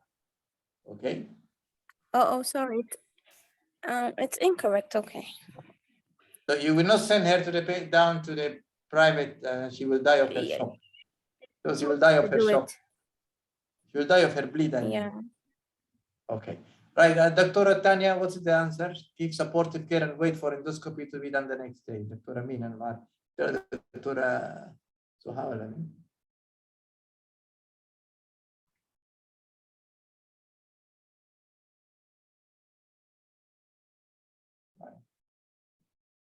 So, can you choose Ahmed? Yes, Dr. Ayan or Dr. Khadija now. Dr. Khadija Saleh. Dr. Khadija عشان نعطيها فرصة. Okay, give supportive care and wait for endoscopy to be done as next day. Correct. Okay, so the first one, Dr. Reem, is it? She said she sent the patient down is correct. But you said give supportive care and wait for endoscopy to be done the next day. You said correct. As a matter of fact, both are incorrect. I'll explain. Right, send your patient down as it is in her best interest. This is incorrect. There is a clear conflict of interest, unethical behavior from your colleague.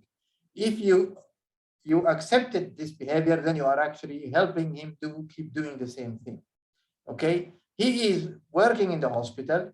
He is the one on call. You called on him. There is a serious patient. He has to come. Right? You don't do it because you are actually helping him in this conflict of interest and unethical behavior. You secure the help of another colleague of the same caliber, and you tell the ethical committee or the hospital administration of the unethical and unprofessional behavior of this gastroenterologist. Okay, and the hospital administration, once it knows about it, they should file a safety incident against this unprofessional doctor. Okay, and has to be put in the hospital record. So you should not oblige with his request and send the patient to his practice for the urgent endoscopy. You should look for another to do it. Okay. Then the other thing about you give supportive care and wait the next day. This is incorrect because this is unethical because you are exposing the patient to delays in care that might lead to her death. Right? All efforts should be taken to arrange for urgent and highly indicated immediate endoscopy. Right? Even if you have to take her to another hospital, but not to this private clinic. Okay, but you should not, or call another endoscopist from another hospital, right? And so this is, both actually, you should not delay the care and you should not oblige with this unethical behavior of that colleague. Right, another question. So someone else, same case scenario, if somebody could answer this, please.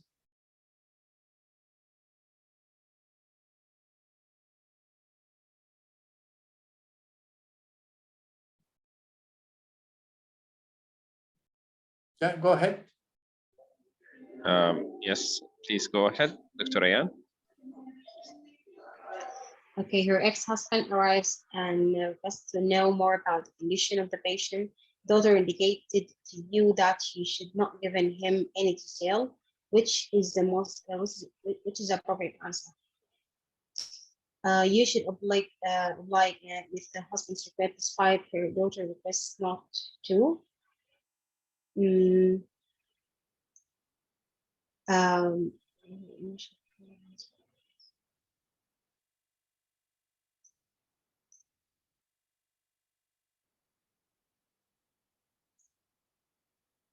I think it's incorrect. You think it's incorrect? We'll ask because 3 people or 4 raise their hands. Can you ask another one from them to answer the second question, please? Yes, please, Dr. Saha. Go ahead. Okay, ask another colleague to inform the husband of his ex-wife's clinical condition. Incorrect. Incorrect. Well, both of you are actually, both of you gave the right answer. Okay, it's actually both are incorrect. The first one, you should not oblige. You should not oblige with the husband's request because this is a breach of patient confidentiality, right? Without her consent. So you should not tell the husband, the ex-husband, because this is a breach of patient confidentiality. The other thing is, it's also unprofessional to do it through another clinician because it's also part of breaching confidentiality. So both answers are actually are incorrect. Right, another one to read the same case scenario, the last question on the case scenario.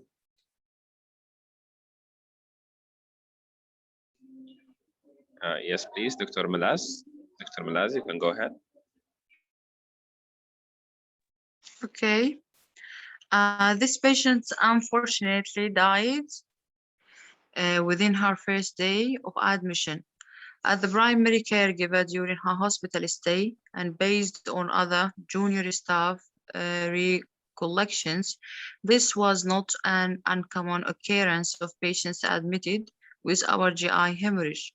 What will you do? Which is the appropriate answer? Okay, so that patient actually, unfortunately died from her GI hemorrhage, right? And and this doesn't seem to be the first one. It seems to be not an uncommon occurrence.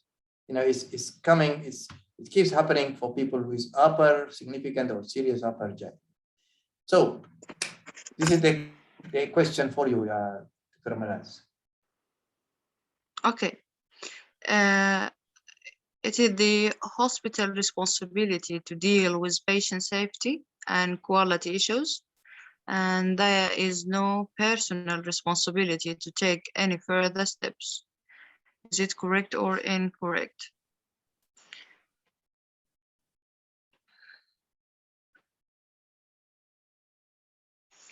I think it's incorrect. Well, absolutely right. Always the same part, so I think person will be responsible. No, you have a responsibility. You have actually a responsibility to make sure that these incidents of harm, right, which avoidable harm, are dealt with. Okay, this incident should be reported to Table Safety Committee, and you have to look at why you have to uphold the quality of service. So you have to look at why did this happen and how can you improve it. So it's actually, you have 2 duties in the hospital, clinical care and improving care. Okay, so this is actually part of improving care, part of your professional responsibility to uphold the quality of care and improve the service. Okay, so you cannot just say, this is not my responsibility, I'll leave it.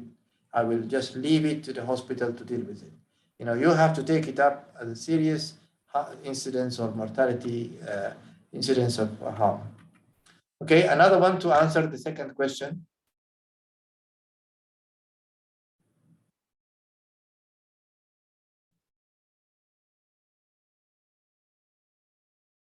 Dr. Ola, go ahead. Okay. You should not inform the You relative. should not inform the relative. Right. We'll ask الشخص الثاني نسأله بعدين. You go ahead يا Ola. You should not inform the relatives of this mishap, as you are going to put yourself and your treating team in legal jeopardy. Incorrect. Why is incorrect? Why do you want And to I put think yourself in legal لأنه jeopardy? you have a duty to relay any medical errors that حصلت. Well, in fact, it is true incorrect. You know, prompt disclosure of errors, especially sentinel event. Sentinel event means something which caused harm or death is ethically required. You know, yeah, even a near miss معناها ايش؟ معناها there is a mistake, but it doesn't lead to a serious harm. Okay, or it's called the near miss. Okay, sentinel event معناها it led to a serious harm or death. Okay, in general, disclosure of errors is a professional duty, is ethically required. You know, you cannot just this patient died because of poor care, right? And you say, I am not concerned, I'm not going to disclose it to the family, right? Something has to be done, right? Assassin, the literature, you know, has found that patients who have not experienced error, هم بسموهم near misses, يعني واحد مثلا was given a drug which, you know, but caused no serious harm, right? والعيان ذاته ما لاحظ حصل له حاجة منه. But then patients actually like to be informed, even of near misses. But it is compulsory for those who have been harmed to report serious incidents. And patients request an apology. If you don't apologize, they are going to take you to court. If you apologize, they are probably not going to take you to court. You have to sincerely apologize, and you have to explain how it happened and why it happened. And you have to tell them that you have taken action to stop it happening again. These are the three components when harm has happened. If you don't apologize, if you apologize, at least they might say, okay, we forgive you. But if you don't apologize, they are likely to take you to court. You have to explain, and you have to tell them, what are you going to do to stop this happening again? So this, right. Okay, then next one. The one who wanted to say the question, and then Ahmed, who else?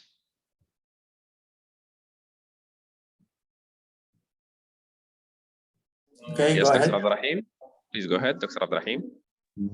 All right, post it in Facebook and other social media. So I don't know, so that no other patient with upper GIT hemorrhage are referred or to be seen in this hospital. It's totally incorrect. Okay, why not post it so that people avoid coming to this hospital where people die? Because it's against the confidentiality of the patient. Right, okay, it's actually true. Actually, it's unethical to put these things in Facebook or social media because it breaches patients' and institutes' confidentiality. So actually posting it in social media is unacceptable. So posting it is unacceptable. Okay, this question actually was sent to me in Telegram, and I know it's a common issue we face in our practice, right? Can somebody read it, please? This is the last one. Can somebody read it, please? Hey, Omar. تفضل يا عمر. Dr. Umar, please go ahead. Dr. Umar Al-Taraifi. السلام عليكم. Okay, a 78-year-old patient is diagnosed with metastatic lung cancer. There is no cure for this condition, for his condition. His son tells the physician that in the case of a diagnosis of cancer, The physician must not tell his father. He wishes that his father does not suffer any psychological distress caused by the knowledge of a terminal diagnosis. Which one of the following ethical principles supports the son's request? So this is a man 78 with advanced cancer. The son doesn't want you to tell. Okay. Yeah. These are the 4 principalism issues: autonomy, beneficence, justice, and non-maleficence. Okay. So which one of them applies to this particular thing that breaks this important ethical principle?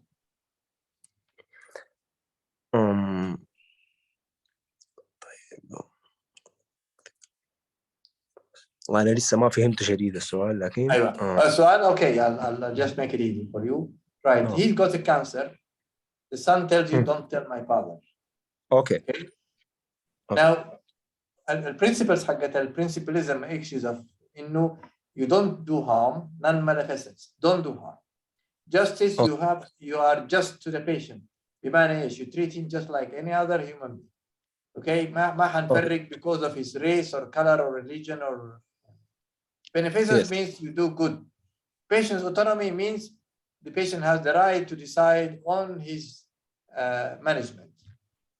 Okay. Okay. I would say beneficence. Beneficence means you do good. Okay. I'll give you another try. It's not beneficence. It's someone else. Another one. Right now.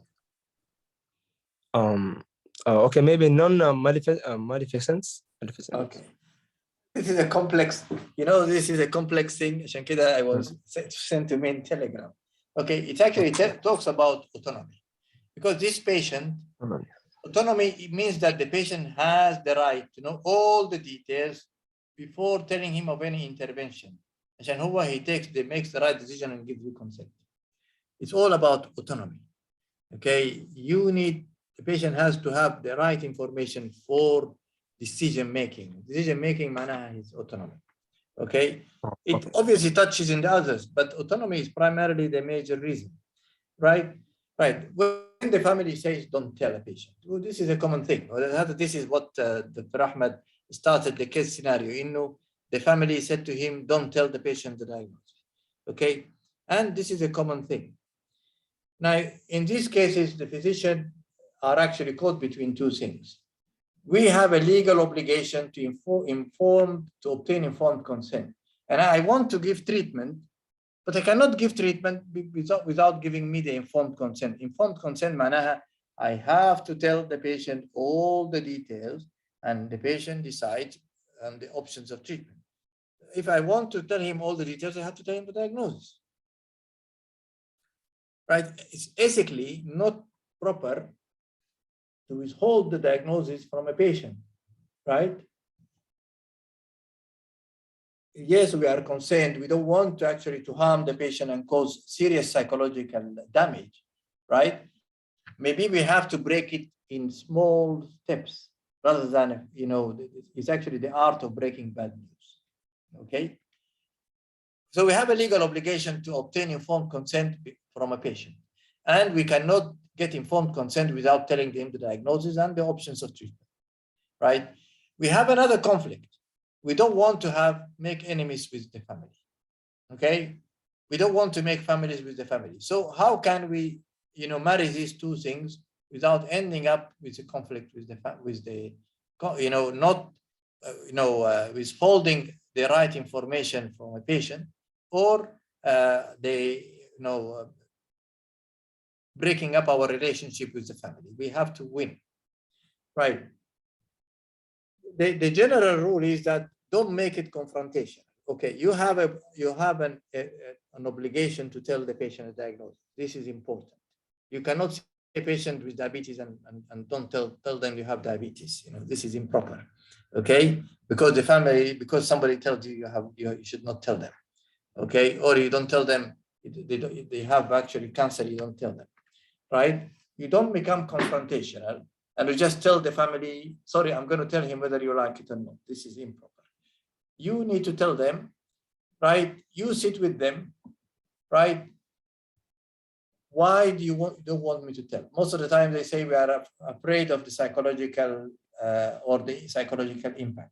You tell them we are going to do it in a very proper way. We will break the news in a very professional way, and we put it in small bits and bytes so that the patient, you know, doesn't get it like a shock. Okay, so breaking the skill of breaking bad news. What are you afraid I will say? They don't want you to say cancer. They don't want you to say saratan. Okay, you can always say, wallahi, لقينا ورم غير حميد. Okay, it has exactly the same meaning, and then it doesn't actually give that horrible word that people are afraid of. يقول له والله عندك مرض خبيث أو عندك سرطان. These are, you know, very strong words. You can always start by saying إنه هذا ورم غير حميد. Let the patient say يعني خبيث يعني سرطان, and say yes it is. Okay, but you avoid saying it. And what are your previous experiences with bad news? Maybe somebody has broken a bad news to this patient before in a bad way, right? And you tell them, okay, I will do it. Okay. Is there a personal, cultural, religious context you are concerned that I should try to understand? Okay. So you really try to understand it from their perspective, why they don't want to say it. And I'll just give an example now, right? And you tell them, why don't we go to the patient together to ask how much he or she wants to know? Now, if the patient says, I don't want to know, khalas, you have done your part. And then you say, okay, I try to tell the patient, but the patient refuses. The patient doesn't wish to know. And then maybe put an appointment in another time. Right. Now, let me just give an example. And actually, I got this from the book, which we are going to send you. It's full of examples. Once you read that book, actually, you will know how to answer. You will actually know how to answer all the ethical issues. As a matter of fact, I actually put the most important concepts all in this presentation. Now, this is an 8-year-old man. He's got cancer. He's very competent. He's very competent. You know, he's mentally very competent man. But he's a very rich 70 or 80-year-old man, right? Now the family says, don't tell him. Now, if he's competent and he wants to know, he should be told, full stop, right? Why? He should be given the chance, right?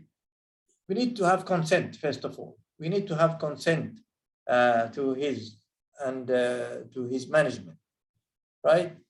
So we need to know. We need to tell him that there are these options in management. And if he knows the options and he decides on one, maybe that will improve his compliance and outcome of care. So it's important that we tell him what's wrong with him, the medication options, so that he can give us the consent for the right care. And maybe in that sense, he might get a better outcome. He must be given the chance to arrange his priorities.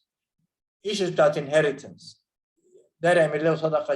Donation to a charity, or ربما عنده ديون he actually had some debts and he wants to pay. Now, if you don't tell him the true condition and he deteriorates and dies before he does all these things, then we haven't done him a favor. Actually, we've harmed him. So there are reasons why we should actually disclose, disclose information against family wishes, right? But we have to do it in the right way. We should just do it in the right way.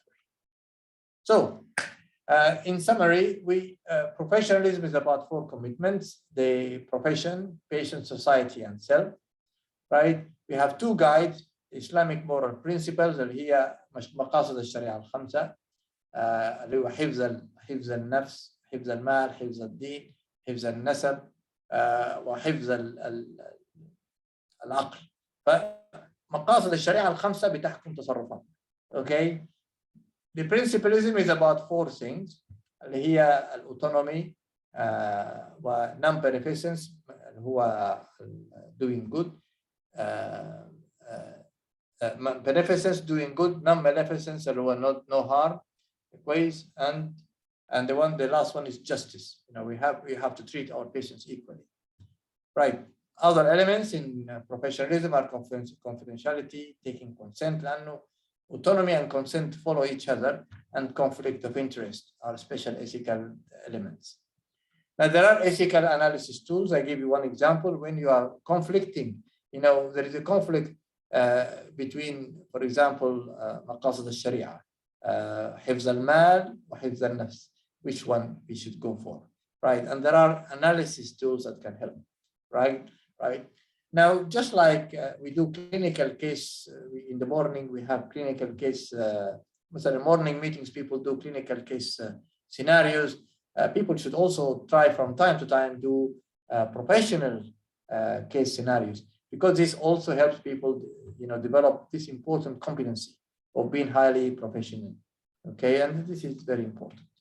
Okay, so some of the questions I asked from the Barry, have multiple possible answers, but the best answers are there, and the second best are there. So some people might give an answer, it's still not totally wrong. They are actually correct. So I thank you all for attending this talk. I hope you've actually enjoyed it and you found it very educational. Now open the floor for any questions.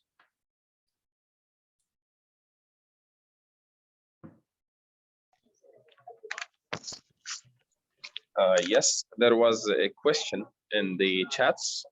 It was regarding the ex-husband. Should he be disclosed about the wife's condition or not? The question is, even if he is currently her husband, I shouldn't disclose it. Is that right? The question is, if he's her husband, not her ex-husband, should we tell about his wife's condition? No, we should disclose. No. If it's husband, we should disclose. Right? If it's her husband. In Saudi Arabia, the husband is the guardian, the one who holds the legal guardianship. Okay, especially if the patient is sick or cognitively cannot take decisions. The question might come if she doesn't want her husband to know. She says, I don't want him to know, right? And then we have to respect her confidentiality in that sense, right? And we tell him, well, sorry, but your wife said she doesn't want us to tell you.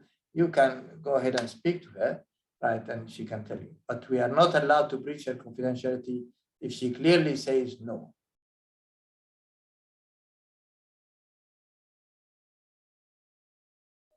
All right, I hope this answered the questions for you, Dr. Ian, and open the floor for Mr. Assam.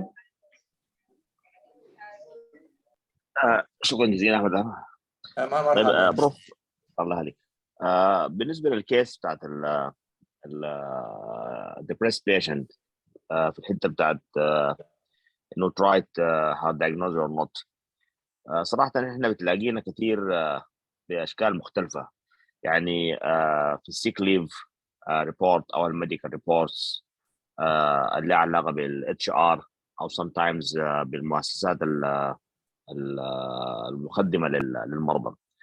في بعض الاشياء very clear، يعني مثلا انا هقول اذا في اي حاجه ما صحيحه ارجو انك تصححنا. يعني بعض الديزيز اذا كان في هارم على العيان او على الناس اللي حواليه، يعني مثلا اذا كان عيان ابيليبتيك وشغال في مصنع بتاع machines and so on, he can harm himself. ولا اذا كان مثلا عيان psychotic او عنده psychotic illness ممكن يطلع يعني يبقى violent all of blue كده ويأذي زملائه. دي clear انه الناس يعني should document it لل employing company عشان to deal with him in the right way.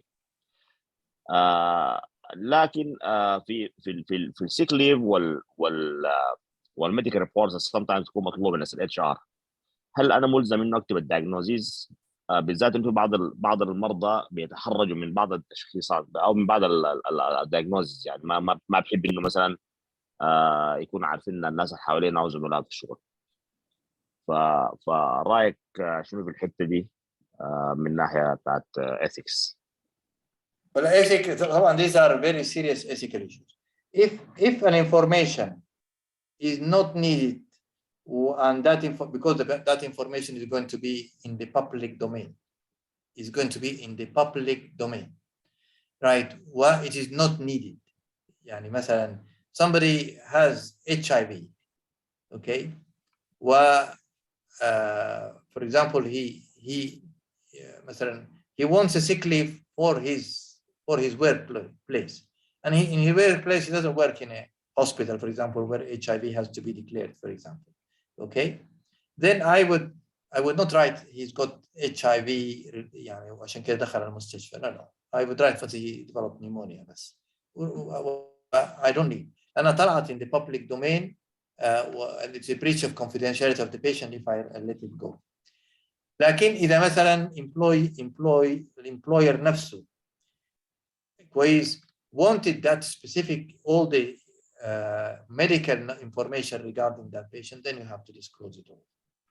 ليه؟ لأنه especially if it is of relevance. يعني epileptic شغال في المصنع, I have the ethical duty to disclose that he's epileptic. إذا بيسوق مثلا heavy vehicles, الهيفي بيسموها heavy vehicles اللي هي اللواري والقندرانات, هو بيسوق وهو عنده epilepsy. No, I have to disclose. Okay, لأن الأشياء هذه he might be harming others, not only harming himself but also harming others. So he has to be disclosed. What we tend to do, we tend to use a term which not many people recognize what it means. يعني في الملف. I gave you the example of, for example, somebody he has got liver disease and it is related to alcohol abuse. Right, I cannot write alcohol because many people might know what alcohol means. Okay, لكن I might write C2H2O5 or H ولا المهم الكيميكال abbreviations بتاعت alcohol كويس, أو write ethanol لأنه مثلا ما كل الناس بيعرفوا ethanol وش معناه هو أساسا alcohol, لكن مهم أنها to document it in the file لأنه ده important for his management. But we might use another term. Right, we used to write, instead of writing HIV, we write retroviral infection.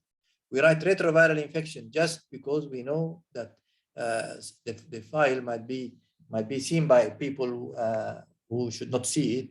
If I write HIV, then especially somebody who is a well-known figure, we just write retroviral infection rather than HIV, just to protect him, لكن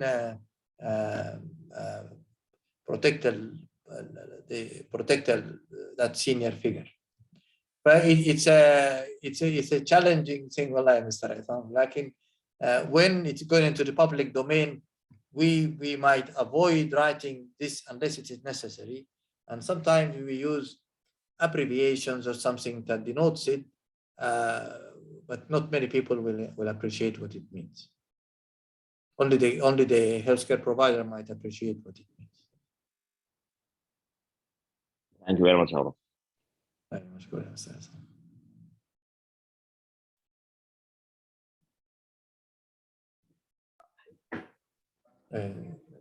Yes, Dr. Abdurrahim.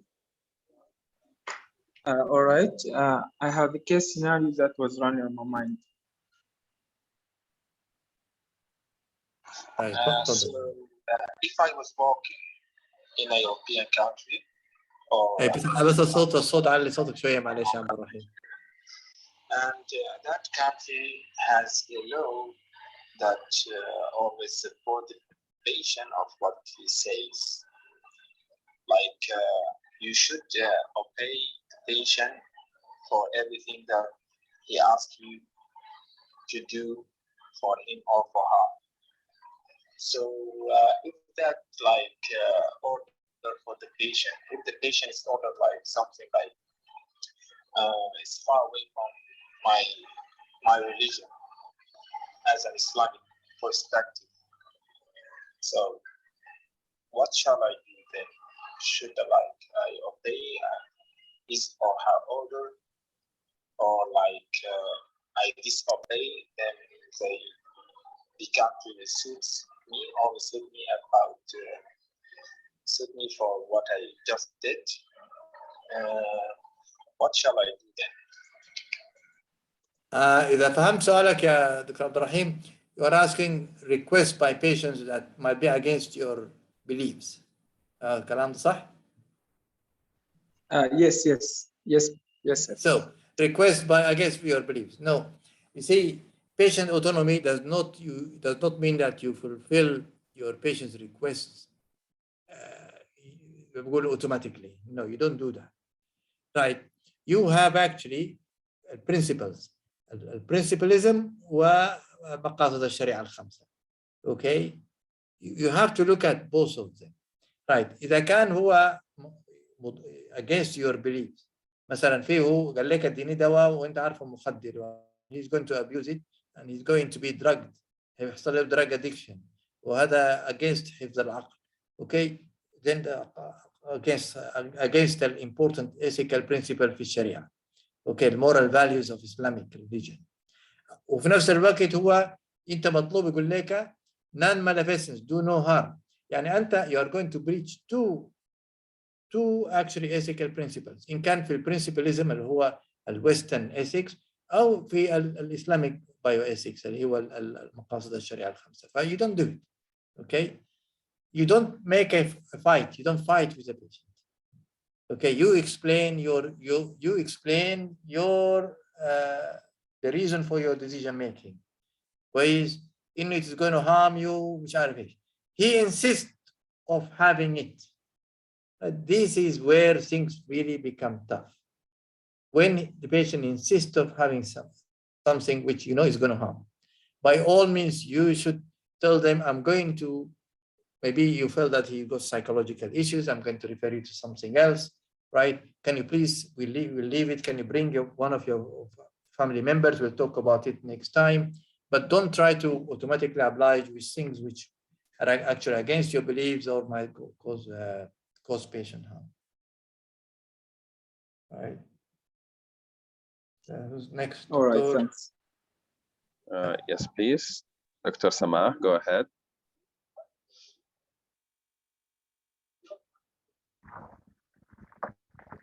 يا بروف شكرا جزيلا. أنا عندي question. أسأل واحد تسأل واحد وبعدين نمشي للبقية وبعدين نرجع لك ثاني يا دكتور سماح. اوكي حاضر. طيب نبدأ من الأول يا بروف. أول حاجة أنت تكلمت عن إنه النيتس بتاعت الدكتورز وبتاعت البيشنتس. طيب لو حصل تداخلات يعني أحيانا مثلا فرضا إذا كان نتكلم على إنه من البروفيشناليزم إنه الدكتور to stay مثلا beyond the duty hours. تمام. يمكن النقطة دي أول مرة يعني أسمع بها. لكن إذا كان حصل تداخلات هنا بين النيدز بتاعت البيشنت وبتاعت الدكتور، هل في أفضلية هنا؟ يعني أنا which of which I'm going to choose يعني. واضح السؤال؟ أيوة. هو ما في شك إنه you put patients ahead, patient needs ahead of your needs. Okay. لكن if you cannot provide, you ask a colleague of your caliber to take over. And you don't actually betray the patient and leave them and go تقول والله خلاص الدوام خلص الساعة 5. Okay, this is not considered professional at all or ethical.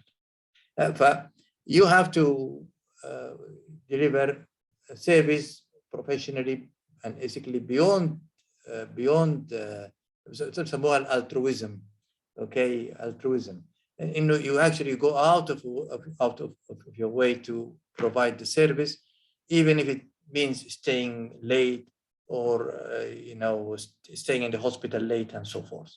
Okay, and if you cannot do it for whatever reason, you have to find somebody of your own caliber to cover for your absence. لكن to leave a patient عنده need مثلا تقول والله because working hours خلصت, this is considered unethical and unprofessional. نرجع لك تاني. الحقيقة في دكتور محمد الفاتح, لكن أنا عايز أمشي لدكتور حسين. Is that Dr. Hussein who got the prize يا حسين سليمان؟ Yes. أيوة نبارك لك. ألف مبروك يا دكتور حسين. We were really very proud of you actually for getting the prize in Ireland. So تسمح لنا يا محمد الفاتح نعطيه الفرصة قبلك ولا you want to go first? For sure يا بروف أنا He's your student I have no يعني he's question. your He's just student commenting. he's your student Yes, for sure. yeah. Thank you so much, Professor Imad, Dr. Ahmed, to Dr. Muhammad. This is a great honor. I need to be congratulated, Professor. Thank you. Been a very fascinating, stimulating lecture. It's a true change من unusual lectures that we receive at these levels. I just have a couple of, maybe just one question. It's a bit maybe related to the pediatric case.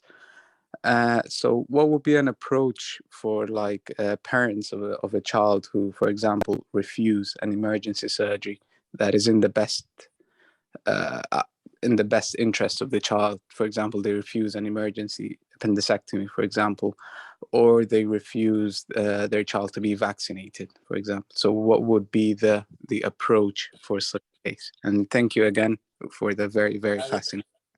You're welcome and congratulate you actually. ده بيقولوا رفعت راسنا يا دكتور حسين في وسط الخواجات هناك في ايرلند. ف at the end of the day autonomy wins, right? Taking into consideration the 4 elements حقت الautonomy.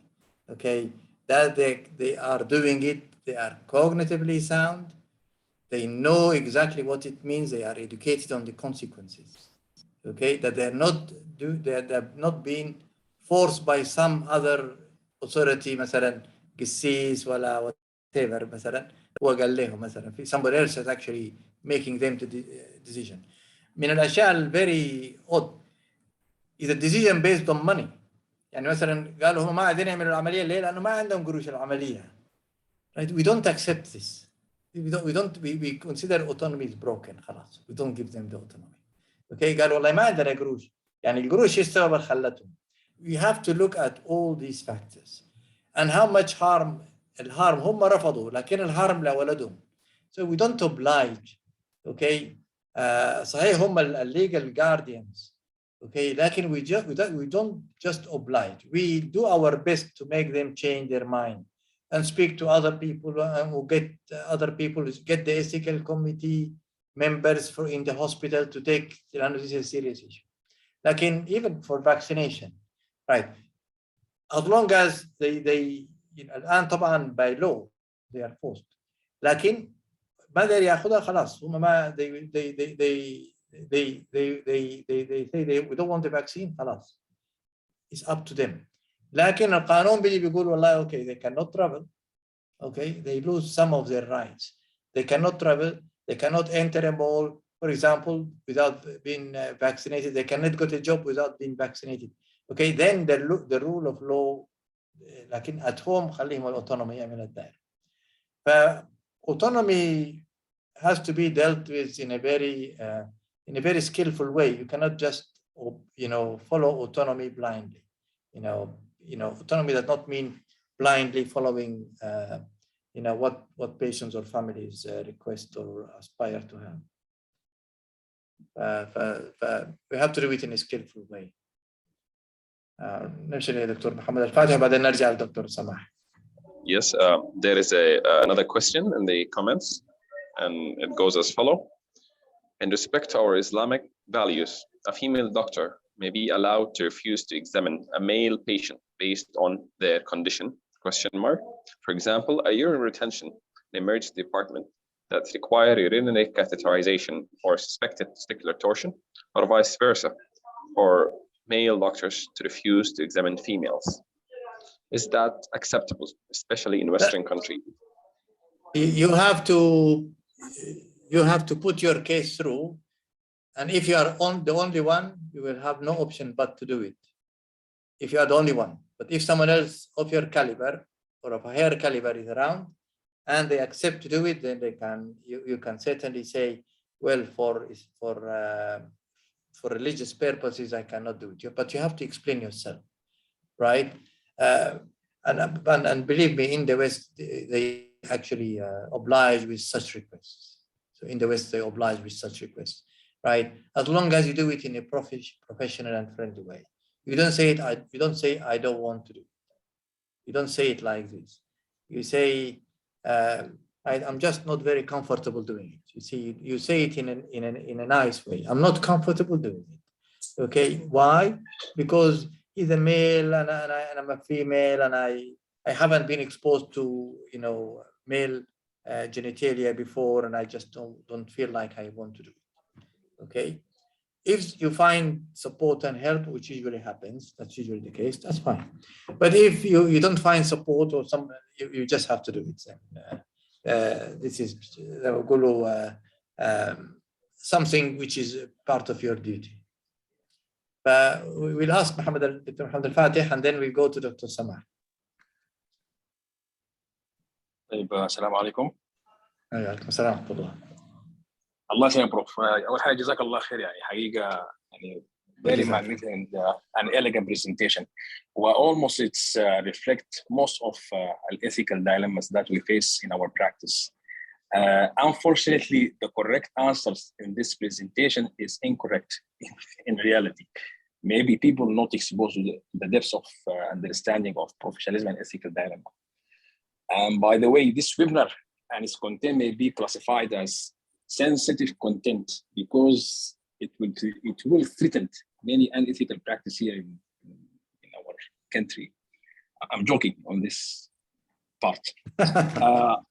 Okay. I like the principle, the Islamic principle. It's amazing. It's link and integrate our our professional practice, and it's literally just streamline and give us right pathway to practice ethically right.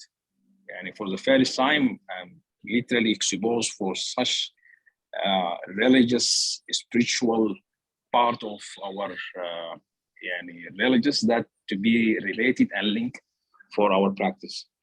So literally it's amazing, and it make us practice safely, and it makes simple for us. And thank you again, Professor. مرحبا محمد, ومشكور على for support for this issue. As a matter of fact, unfortunately, many talks on professionalism and ethics don't touch on the Islamic component. They don't put it as part of the guides. They put the guide as principalism, الأربعة دول اللي هم beneficence, non-beneficence, justice, and autonomy. But they don't mention the guiding Islamic principles as well. And as a matter of fact, that's the beauty of the book that I, inshallah, will share with you. جزاه الله خير يعني Dr. Ghayyas, he actually included the principalism elements as well as the usul al-fiqh in his guidance, right? So this is a very useful addition to our thinking, ethical thinking. As a matter of fact, if I knew this, many of the practices I did when I was working in the UK, I would have not done it, right? Because they actually contradict our Islamic principles, our moral values, right? But now I didn't know about them in detail like I do now. So it's, yes, you are actually right. Including the five, الفقه, أصول الفقه, أو the ethical Islamic moral values there, ethical principles is actually important, very important. نرجع لدكتور سماح. في سؤال اوريدي تجاوب من دكتور حسين. اخر حاجه بس بسال في النقطه بتاعت البيهيفير، بالذات السيناريو بتاع الكيس بتاع كان فيه تقريبا الحظر. طيب احنا في النهايه قررنا كان الانسر انه this inappropriate behavior. طيب عشان انا اقيس inappropriate behavior ممكن الحاجه دي يعني هل عندها ستاندردز؟ يعني انا مثلا كمسلم ممكن اشوفها inappropriate، ممكن في الويسترن مثلا يكون في behavior محدد هم ما يكون inappropriate. فدي how can I manage this يعني؟ هل ايوه هو طبعا هو كلامك صحيح مؤكد. هو انه it all depends on the cultural values of the people. Okay, يعني the cultural values. يعني احتمال لما السيناريو ده لما يحصل في الغرب يعني in the West people might not see anything wrong with it. Okay, possibly culturally acceptable. لكن تخيلي منظر ده يحصل في المستشفى الحسن انت شغاله، وهاوس اوفيسر one of the house officers هي واقفة ويجي واحد consultant زي ما بيقولوا يعني to hug her you will feel very uncomfortable. كويس؟ فهو فعلا في cultural values. لكن even in the West بالمناسبة طبعا السيناريو ده أنا جبته من a Western source. It's actually considered يعني not professional to do it. Not professional to do it. فصحيح cultural values it tells whether things are acceptable or not.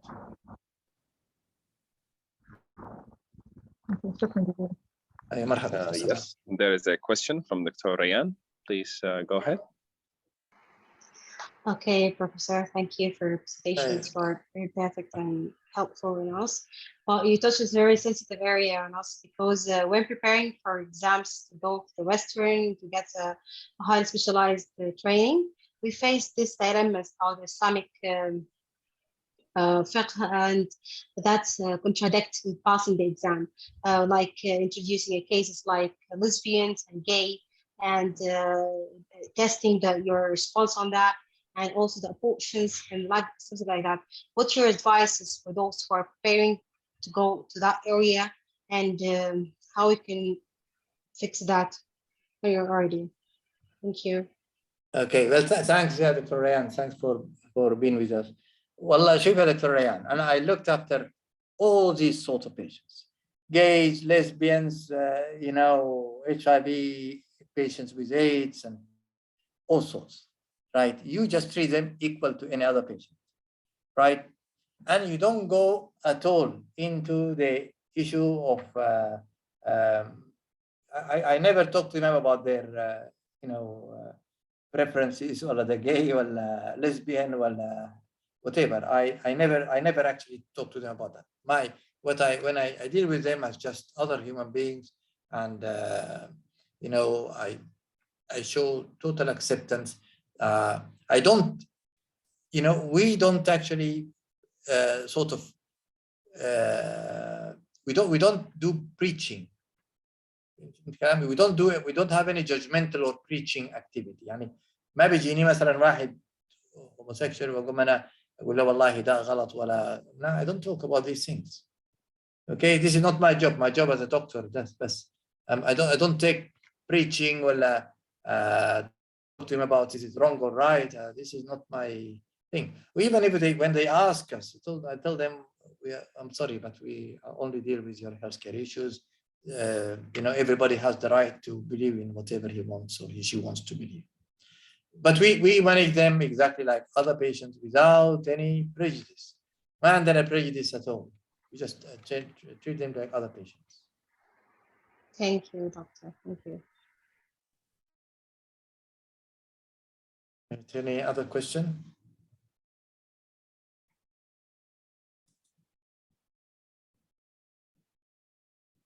Right. Okay. So we call it Yes. Ahmed. So we'll leave the floor to you. Yes, I guess there's a question from Dr. Suha. تفضل دكتورة.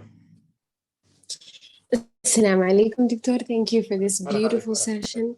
I just wanted to ask, following the last question, you said even if they ask us for an advice or like in any matter, in any sensitive matter, when they ask us to consult us in matters that aren't related to health, you said that we're supposed to tell them that we're only concerned with their health, right? And we're only allowed to discuss things that are related to their health. But what about like us being outside the hospital? We talked earlier about like we should always represent our institute and represent our profession. But what if we're outside and we're off duty, we're outside the hospital, and we meet these patients and they consult us on like other personal matters because of some established like connection? What's your advice on that? What are we supposed to do? Right. Well, when they ask us actually outside, I can actually tell them about my personal, moral values about the issue. For example, I might tell them, well, I don't think, being gay or lesbian is good, right? I think, okay, I don't believe it's a proper thing. Okay, I might tell them that, but I have to tell them that this does not affect my medical care to them, right? My beliefs are my beliefs, but they will have no impact on the way I look at them. Okay, I'll give them my best care. Okay, this is important. It doesn't mean, for example, somebody instead of obviously lesbian, gay, and sexual matters are actually very sensitive. But then there are, for example, things which are not very sensitive. For example, drinking alcohol or smoking, right? Or using, for example, cannabis or things like this, right? These are maybe a bit less sensitive than the sexual issues, right? I can tell them about what I think about this, but I tell them doesn't mean that I'm going to be judgmental and because you smoke or you abuse drugs, I'm going to manage you or treat you differently. It's important that you do not discriminate based on these things at all. But you have the right to have your own beliefs. All right. So my question was about are we free outside? And of course, no discrimination always. And I wasn't really talking about these matters, these sensitive matters, but being free to see and to have a free connection or communication or relationship with patients outside and friendships with patients outside the hospital. And as you said, I think we are free to be human beings outside. No. Well, we're not allowed to have. Sorry, I unfortunately didn't put the case. We're not allowed to have actually any personal relationship with our patients at all, or our colleagues in the hospital. I cannot have a relationship with my resident. For example, I have a resident working with me, and she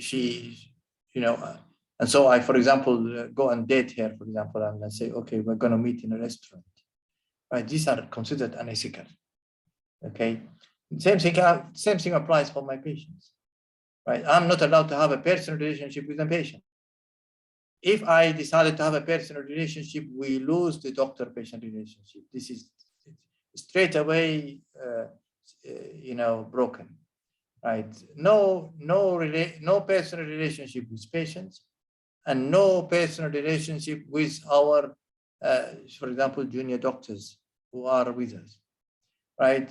If I'm going to have a personal relationship with my resident or with my trainee, right, she has to move to another unit, right? She cannot work with me, right? And the same applies for women consultants or seniors, and they are not allowed to have relationship with their colleagues, male colleagues in the unit. These are considered unprofessional and ethical, right?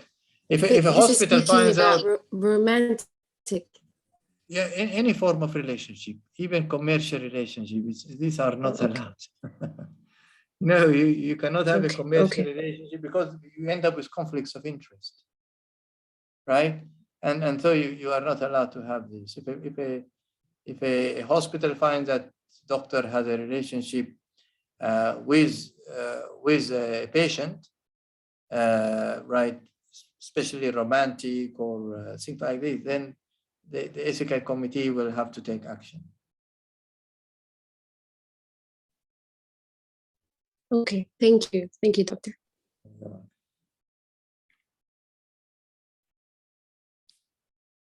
Right, if no questions, maybe Ahmed will take over.